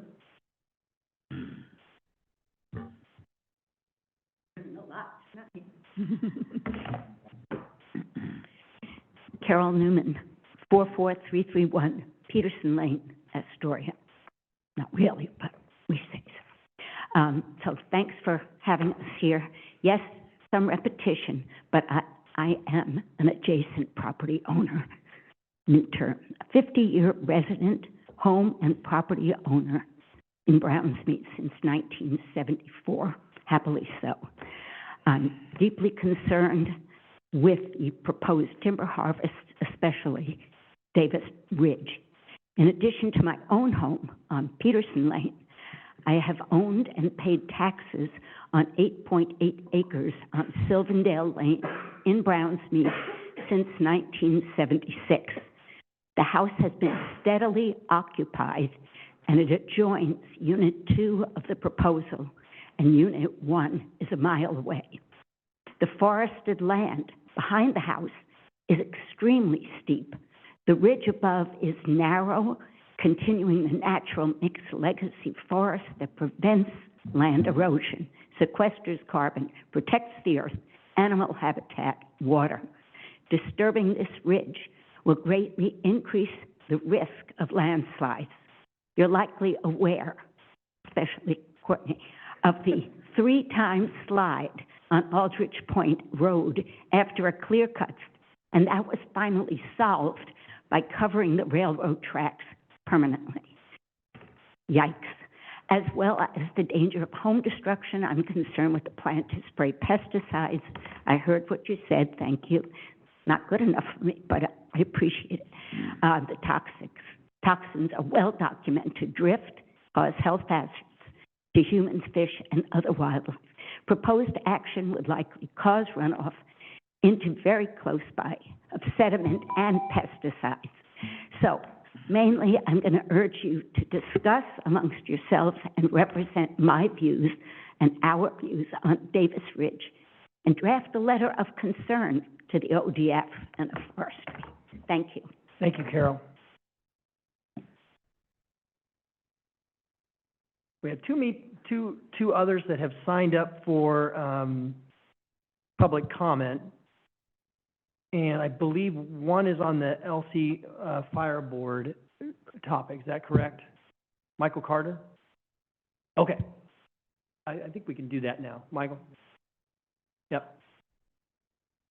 That is an agenda item, but we can take comment on agenda items. All right, very good. Thank you, Commissioners. Thank you for your time tonight. My name is Michael Carter. I live at 80673 Olds Road, which is Seaside zip code, but it's actually an LC. My wife and I have lived there with our daughter for a little over 24 years. And I have a background in public safety since 1991. I've worked directly with law enforcement, with fire departments. I have 11 years on the local department. I was a police officer in Arizona, and I'm currently a sworn chaplain with the Clatsop County Sheriff's Office. The subject that I'd like to bring up just briefly, I understand you're selecting somebody to fill the board position since the recall election took place, to make one member a quorum for the board. And I would like to urge you that whoever you select, whoever you've got in consideration, represent the yes vote side of the House. And the reason for that is because the current trajectory of the board's actions since, well, late last year and early this year, have put us on a very likely collision course with some catastrophes. We've already seen declinations in service and some problems with response times. Also, I have not spoken directly with these individuals with Cannon Beach, Seaside, or Banks or Hamlet, but I have spoken with the ex-Hamlet chief. They do not really have a lot of respect for the current administration and or leadership. So we need to correct that. That course needs to be corrected. We need to reaffirm our partnerships across the board with the folks, with our neighbors, with everybody. And I think the only way forward is to course correct the bad decisions that have been made. Thank you for your time. Yeah, thank you, Michael. Appreciate it. And I see that this other sign up is for the Waste Management Franchise Public Hearing. So we'll go ahead and. We do have one person online with their hand raised. Oh, perfect. Justin Wagner. Justin. I can't see anybody on my screen. Hi, this is Justin Wagner, 1174 Elderberry Road, Seaside. I'm also a resident of LC Jewel and non-active member of the department. Since the removal of our chief, I have not been serving. And I reiterate what Mike said, that we need someone on the that's going to represent the disenfranchised members of our department. 90% of our department has stepped down since they've removed our chief, and we need someone who is a member of our community and a resident of our community as chief, and we need some transparency from our board.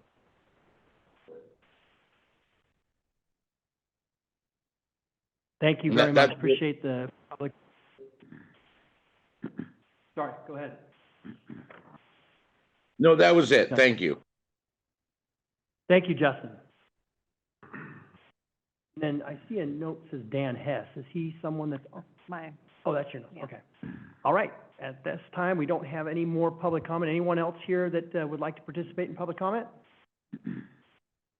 Okay, we'll go ahead and move on from the public comment to the consent calendar. Has everybody had an opportunity to review the consent calendar? I move to approve the consent calendar. Second. Moved and seconded to approve the consent calendar as presented. All those in favor signify with an aye. Aye. All those opposed? Okay, motion carries.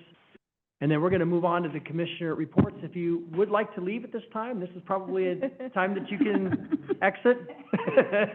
Well, I mean, you can stay and listen to the commissioner reports if you would like. But this is a natural break. Thank you, thanks again for being here. Thank you. He's letting them out nicely.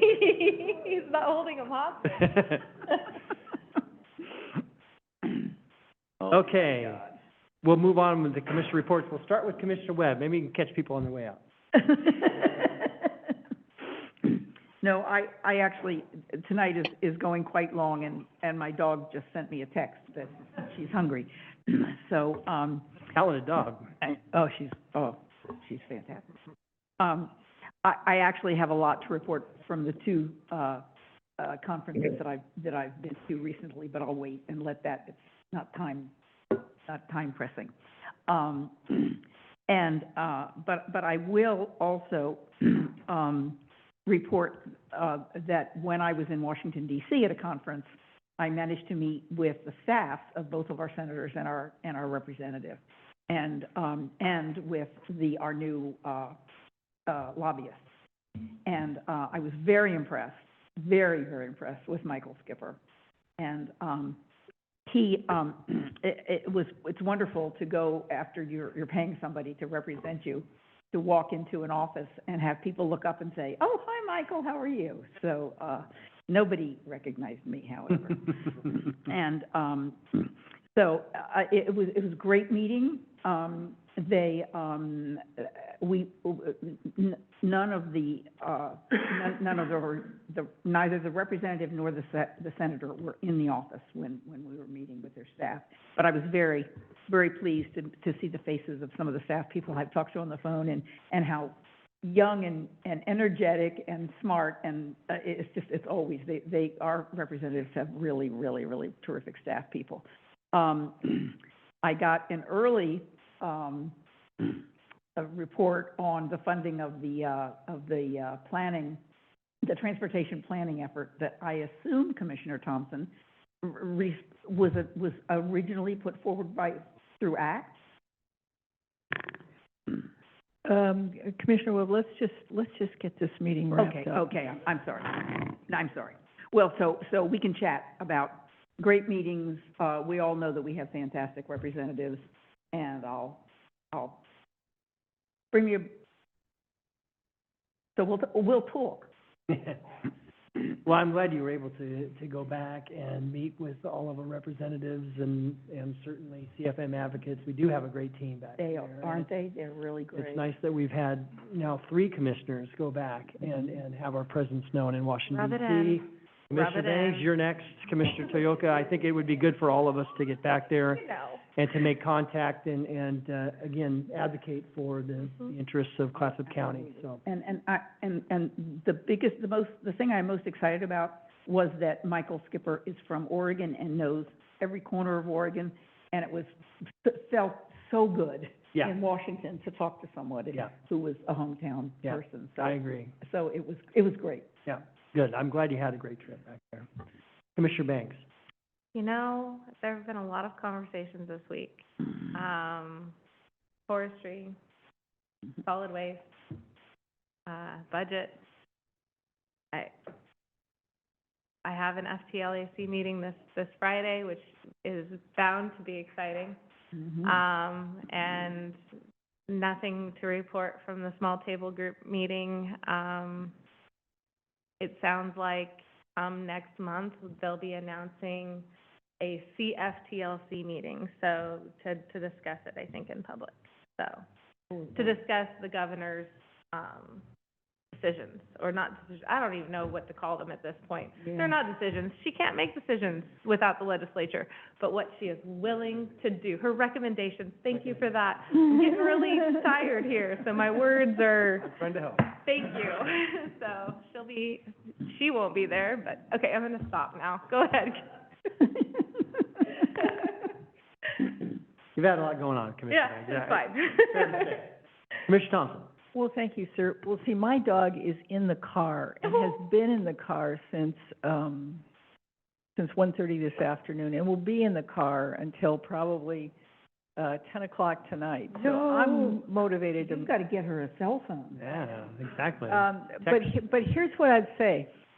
We at my kitchen table yesterday, we had a meeting with a couple of Arch Cape neighbors, one of whom is a staff for our community development department, one of whom is a longtime community activist in the matter of the environment and the preservation of Arch Cape wetlands. It was a lovely conversation. I added my piece, which is using a page from Terry's book, but Terry scooted out the door. He talks about the way that the water lands on the road and the impacts it makes on the roads in our neighborhood, because we don't have a catchment system. We have septic systems. So that's our wastewater collection system, is our septic systems. Our fresh water is springs and that sort of thing. And when that stormwater comes, it wreaks havoc. Part of our natural infrastructure is those wetlands. And so having those wetlands there isn't just because it's pretty and environmentalists love it. It's an effective part of nature's management system of our stormwater. So it's a return on investment.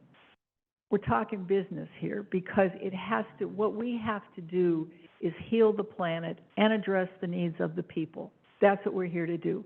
No matter who we're listening to or what the topic is, that's what we're talking about. That's our charge, that's our joy, that's our struggle to balance all the opposing, contradictory points of view. Use our best judgment after we've listened to everybody, because I too have been listening to people about all of the matters before us.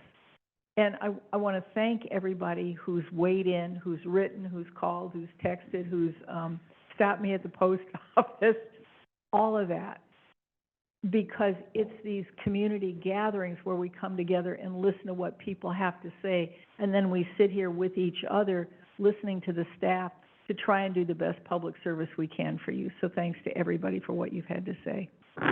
Yep, I agree, Commissioner Thompson. Good public comment this evening, and also good discussion from the board as well. In the interest of Commissioner Thompson's dog, I'm going to pass and turn it over to County Manager. In deference to dogs and other things, I will pass. Thank you, Commissioner. We'll move on to the business agenda. First is the Strategic Investment Program Community Service Fee Distribution Agreement, Georgia Pacific Wanna Mill, page 117, and County Manager.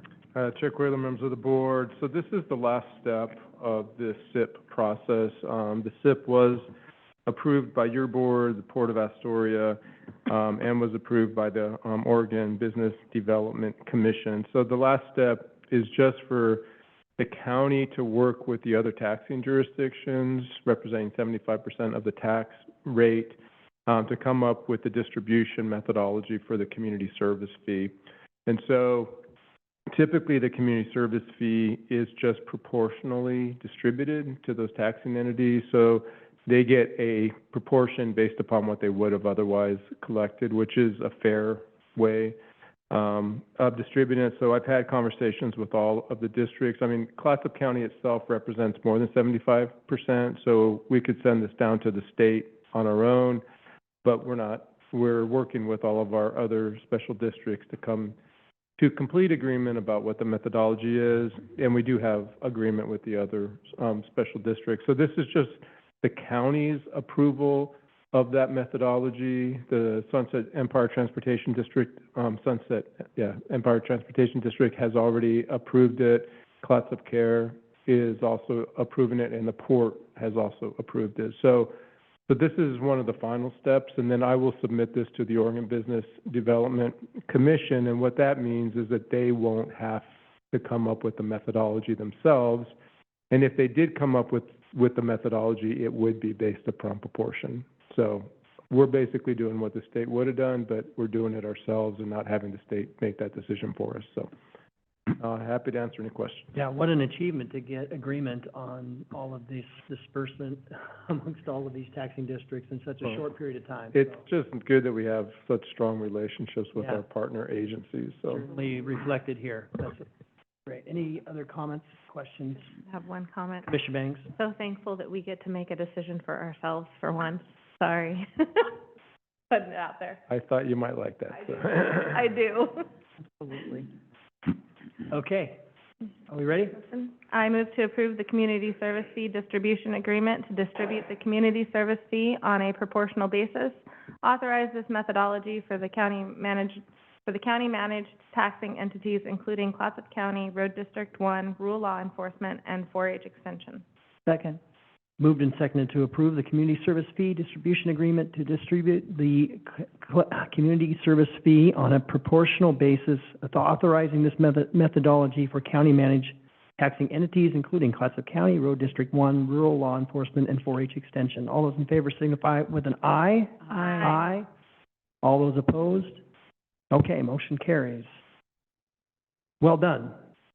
Next is the Ambulance Service Area Advisory Committee appointments on page 121, and Justin Gibbs, our Emergency Management Director. Chair, Commissioners, good evening. I appear on behalf of the Ambulance Service Area Advisory Committee to present an appointment recommendation for a citizen position. That committee is comprised, it has 3 citizen members. This particular position has been filled by Lila Wickham of Cannon Beach, who has served for the last 3 years, and we greatly appreciate that service. Upon advertising this position, we received 1 application from Nicole Peterson. Ms. Peterson has been a resident of Clatsop County for 39 years. She works as a medical office manager and has been working in local clinics and doctors' offices for the past 26 years. During that time, she's developed relationships with emergency responders and has a keen interest in pre-hospital care.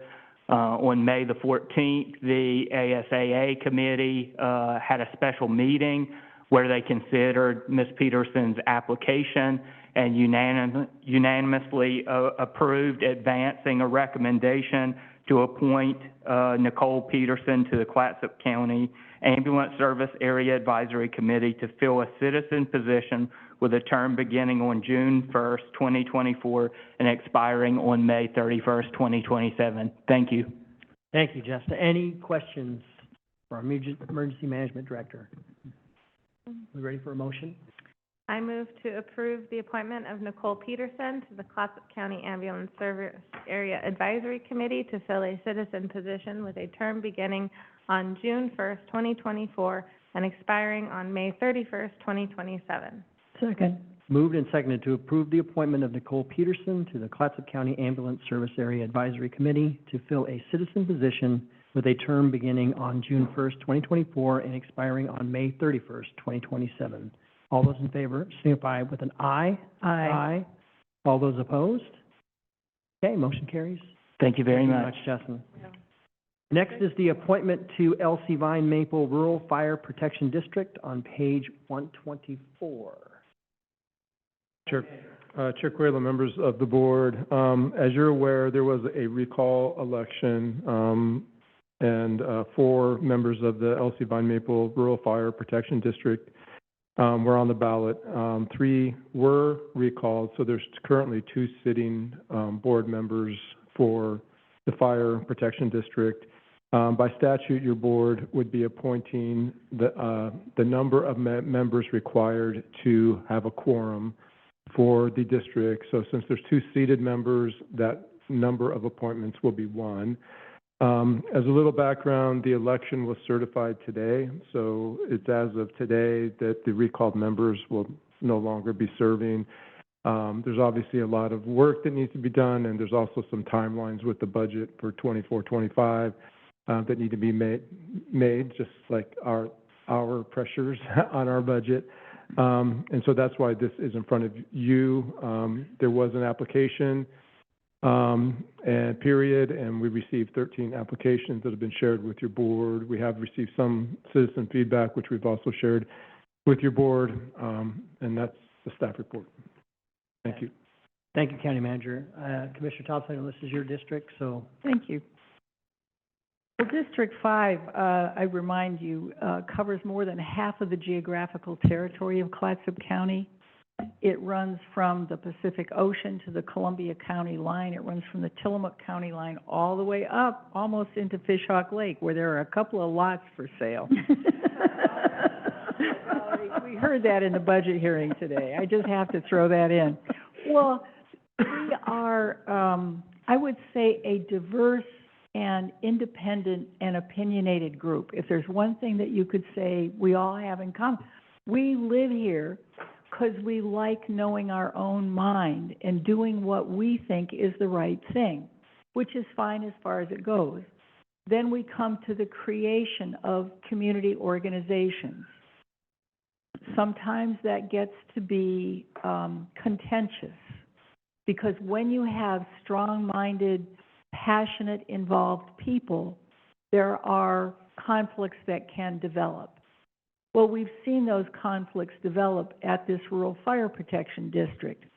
And just in case you don't have this on your radar screen, if you're driving on Highway 26 and you're going between Seaside and the metro area, you're passing through the area that is under the protection of the LC Vine Maple Fire Protection District staff. Those are the good folks who come out of their homes and volunteer their time and put their lives on the line to take care of you and me and everybody else. I've worked with them for a long, long time. I could have worn my LC Vine Maple Fire Department sweatshirt tonight, but I didn't. I thought that would just kind of be over the top. But I want you to know I have a deep and an abiding respect and affection for the good folks of every persuasion in that neighborhood. I'm grateful that you came tonight, Mr. Carter, ma'am. And I'm grateful for everybody who weighed in.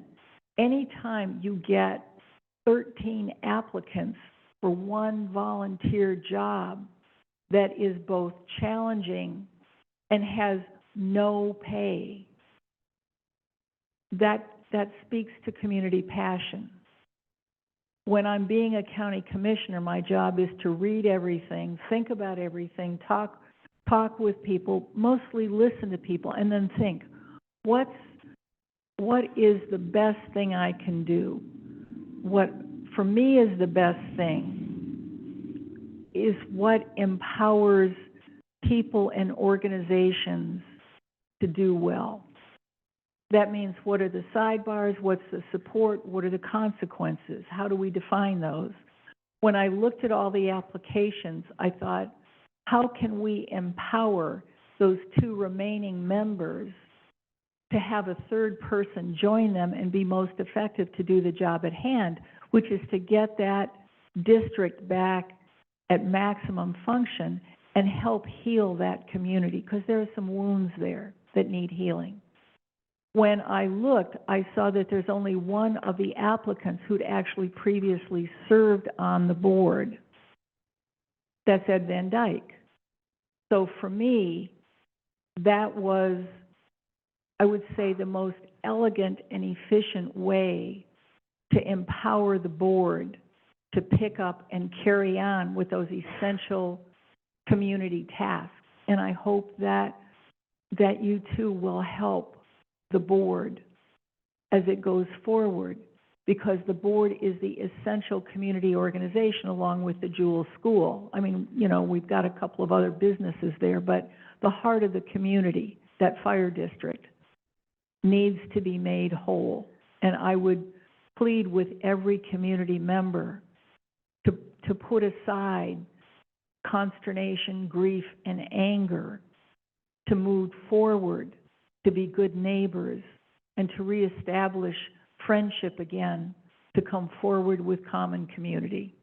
So that's my hope. Colleagues, I don't know what your pleasure is. I don't know if you want to discuss it further or if you're ready for a motion, or I'll do your pleasure. No, I think, thank you, Commissioner Thompson, for your impassioned, argument, and They're good folks. certainly I think it's appropriate for you to make the motion, Okay.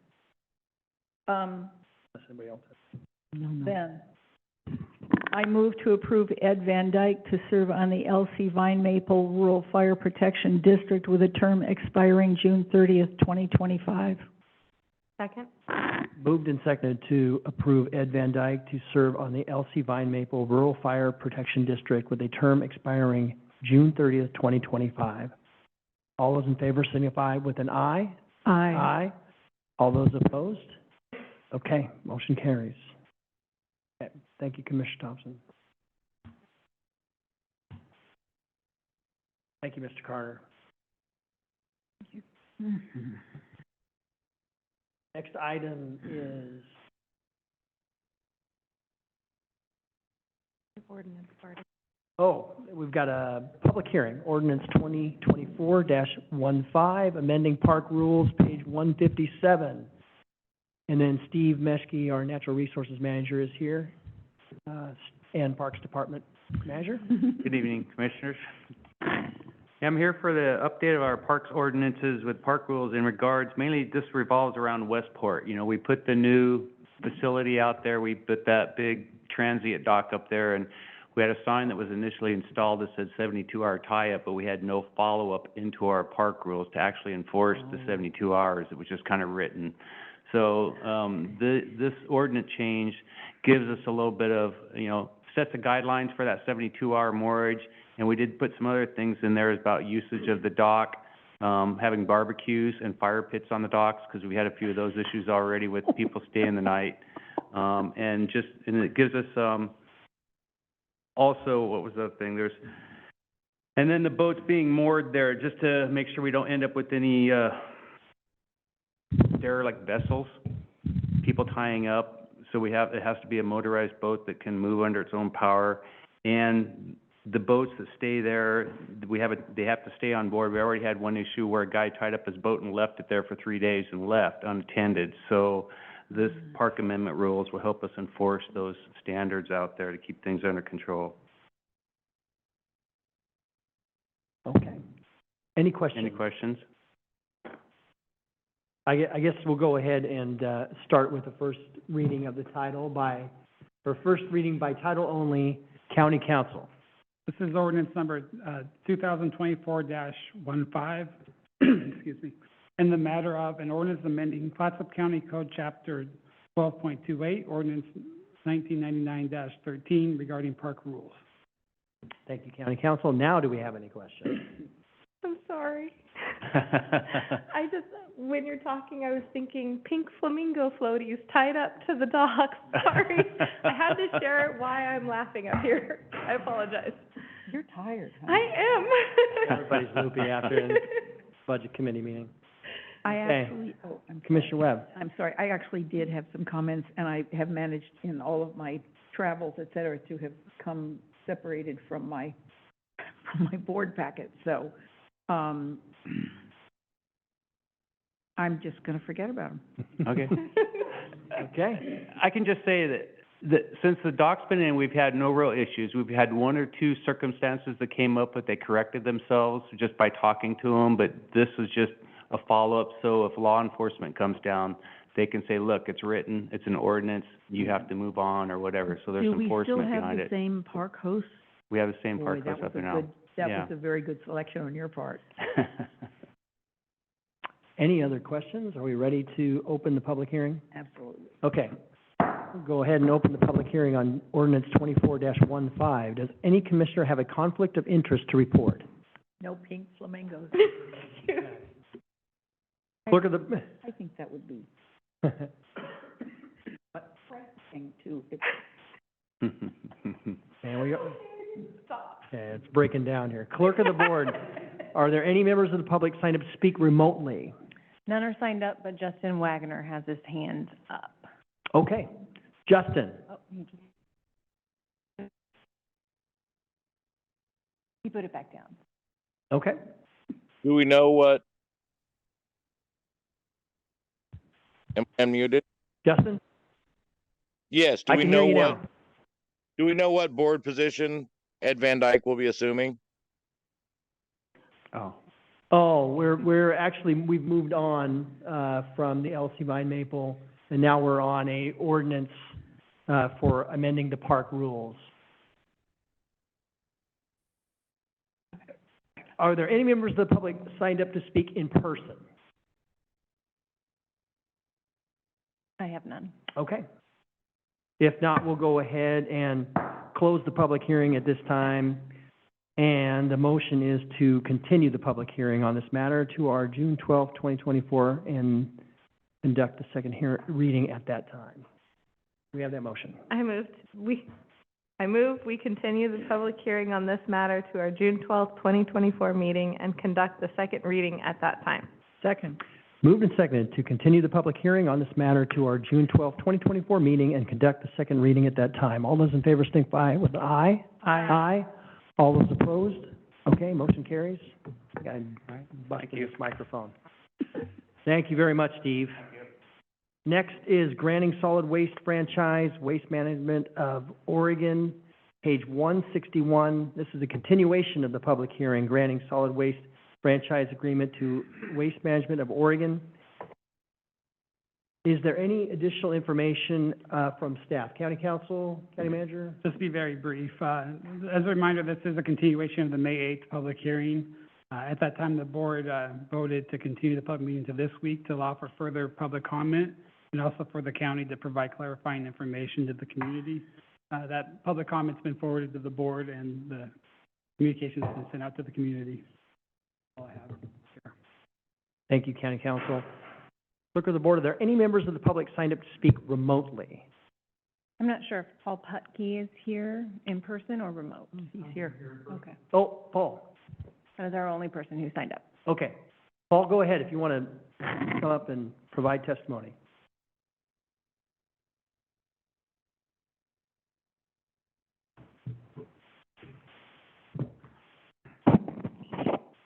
Good evening. My name is Paul Putke. I live at 91684 Smith Lake Road, Warrenton, in Classic Plains area. A gentleman once said, the 9 most terrifying words in the English language are, I'm from the government and I'm here to help. I worked in government sector for nearly 38 years, and I have come to believe when government focuses on basic services, government functions well. And when government expands beyond those basic services, Mr. Reagan's words ring true. My question is, what value added does the solid waste franchise bring to our community? I own a home in Clatsop County, and Recology Waste Oregon offers a recycling can as an option I chose not to exercise, but many of my neighbors have. Now, you are on the verge of eliminating my right to choose. There is no opting out. Raising the cost of my garbage service, expanding the role of the county government, and creating a garbage tax in the form of a franchise fee, which I believe will be buried in my monthly bill. I am confident this will not be the last increase in my garbage rates due to the recycling component, rather the first iteration. I believe Recology Waste Oregon will not be able to support the estimated 4,500 effective households with this rate hike. An example is my $8.45 monthly rate increase. I estimate $1.64 will go to an inflationary increase. $2.41 will go to the franchise fee, or 28% of the rate increase, leaving only $4.40 to cover the cost of the biweekly recycling service. A sum I believe is not sustainable if all 4,500 households actively participate in recycling. Thank you. Thank you, Paul.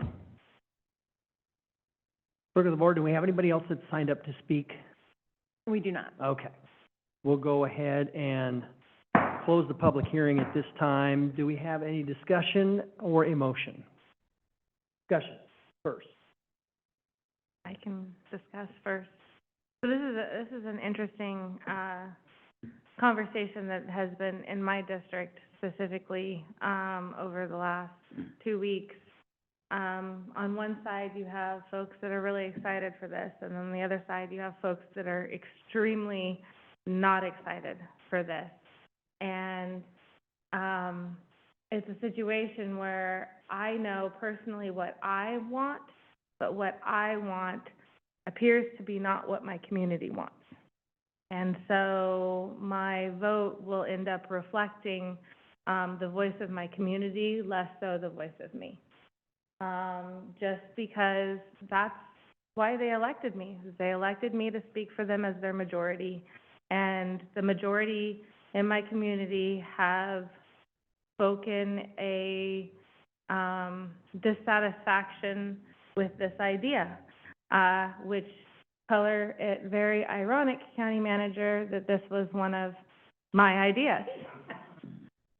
So, because when I first came into this position, I really wanted to help solve what I was seeing as a prevalent issue in my community, which was a high prevalence of burning materials in order to get rid of them, and also a lack of capacity within our recycling station, or a misuse of our recycling station due to dumping of garbage in our recycling. But when my community speaks very loudly, they do have quite a they were very clear on what they wish of me this evening. And though I personally would have liked to have voted this forward this evening, I'm going to have to be their voice. And I feel like just honoring my position and what I've been put here to do. And so District 4 has always been a little bit different. And so maybe there's another district out there that is, I don't know, but we like what we like, and majority of us don't like change. And that came out wrong. A majority of us don't like being told that we are getting charged for something without the opportunity to opt out. And I think that is the key, because all of our folks, they want to do what is best for our environment and so on and so forth. But the second that you make this a mandatory fee, is the moment where people start to question what is happening. And so, anyhow, I wish I was a little bit more verbally.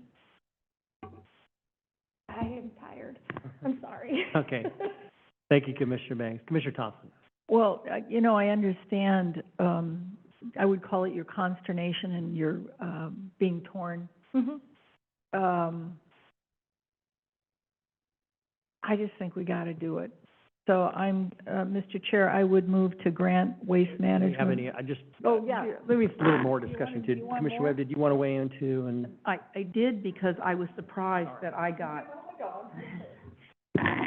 I was surprised, since my district is all incorporated, I was surprised that I got as many phone calls and emails as I did.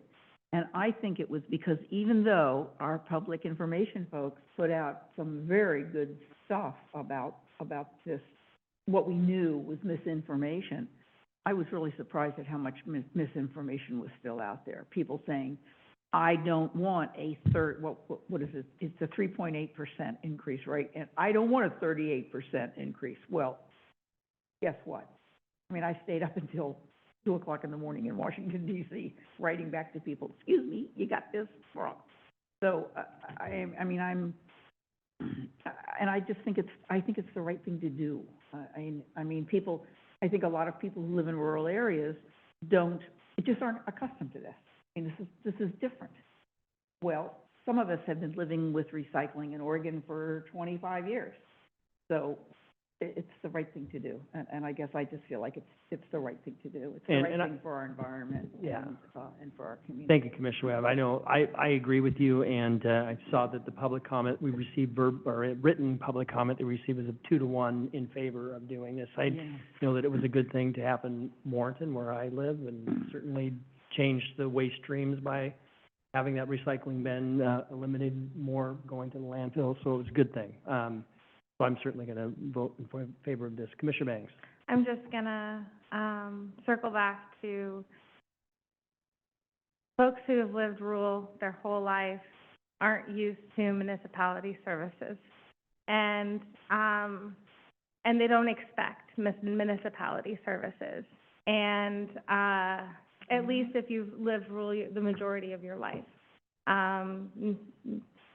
It was a dream I had, when I first entered, to help eliminate excess waste, but also to help alleviate, what I was seeing in my district. But, you know, That's fine. Yeah. it's fine, you know, comments and feelings are what they are, and I have to, Yeah. I have to listen to my district. But I do wanna speak to the fact that a lot of it is that they choose to live rural. Living rural is a choice. And with that choice comes the, it's not a consequence because we absolutely love it out there, but with that comes the understanding that we won't receive municipality level services. And so this is just a moment where we're a little bit crosswise on it. And I'll be honest, I don't blame their feelings about, an increase in fees. That's, you know, a lot of us are living paycheck to paycheck out there. So I understand why they feel that way. And maybe it wasn't a right time, right place for my community. But just, I dearly wanted to be their voice right now. So anyhow, thank you. And to be abundantly clear, yeah, I want to be their voice right now. Yep, Thank you. completely understand. Are we ready for a motion? Sorry, I was, thinking about my dog. Yes, well, Well, and here's the thing, I understand the business thinking reason. about your dog. You know what I mean? Well, the thing is, for the business to work, it has to be shared burden. I understand people not wanting to feel forced at one more thing in their life, because there's a lot of feeling forced and coerced. Nobody likes that. On the other hand, there's a kind of sucking it up for the common good. And, so here we are. All right. Given all that, I would, move to grant Waste Management of Oregon, Inc.'s application for a solid waste franchise. Do we have a second? Second. Moved and seconded to grant Waste Management of Oregon Incorporated's application for a solid waste franchise. All those in favor signify with an aye. Aye. Aye. All those opposed? Nay. Nay. And let the record reflect the vote. Clerk of the board? Do we need a roll call vote? I guess we know what it is. Yep, okay. Thank you. We'll move on to granting solid waste franchise Recology Western Oregon continued. Page 173 is continuation of public hearing granting solid waste franchise Recology Western Oregon, Inc. County Council. And as mentioned in the previous public hearing, this it's also a continued public hearing from May 8th. Those moved for the same reasons. I do want to acknowledge Katie and Chris from Recology here in the audience. I don't know if you had anything you wanted to say specifically, but I'm sure they're happy to answer any questions. And that's all I got. Great. Thank you, County Council. Anything you'd like to add at this time, or? We were just here for questions. Okay. Thank you. All right, do we have any questions?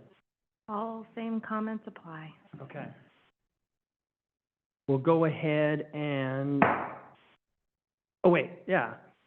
Open the public hearing at this time. Are there any members of the public signed up to speak remotely? There are none. Anyone signed up to speak in person? No. Okay. we'll go ahead and close the public hearing at this time. And do we have a motion? Mr. Chair, I would move that we grant Recology Western Oregon, Inc.'s solid waste franchise application. Second. Moved and seconded to grant Recology Western Oregon, Inc.'s solid waste franchise application. All those in favor signify with an aye. Aye. All those opposed? Nay. Nay. And let the record reflect 3-1, ayes have it. Okay. Thank you very much for being here this evening, and we'll go ahead and, oh, we do have an executive session this evening. Do we have anything for the good of the order before the executive session? We're gonna have an executive session. Okay, we do have an executive session. The Clatsop County Board of Commissioners will now meet in executive session held pursuant to ORS 192.660, subset 2, subset E, to conduct deliberations with persons designated by the governing body to negotiate real property transactions. Representatives of the news media and designated persons shall be allowed to attend the executive session. All other members of the audience are asked to leave the room. Representatives of the news media are specifically directed not to report on any of the deliberations during their executive session, except to state the general subject of the session as previously announced. No decision may be made in executive session. At the end of the executive session, the Board of Commissioners will adjourn. Yes, will.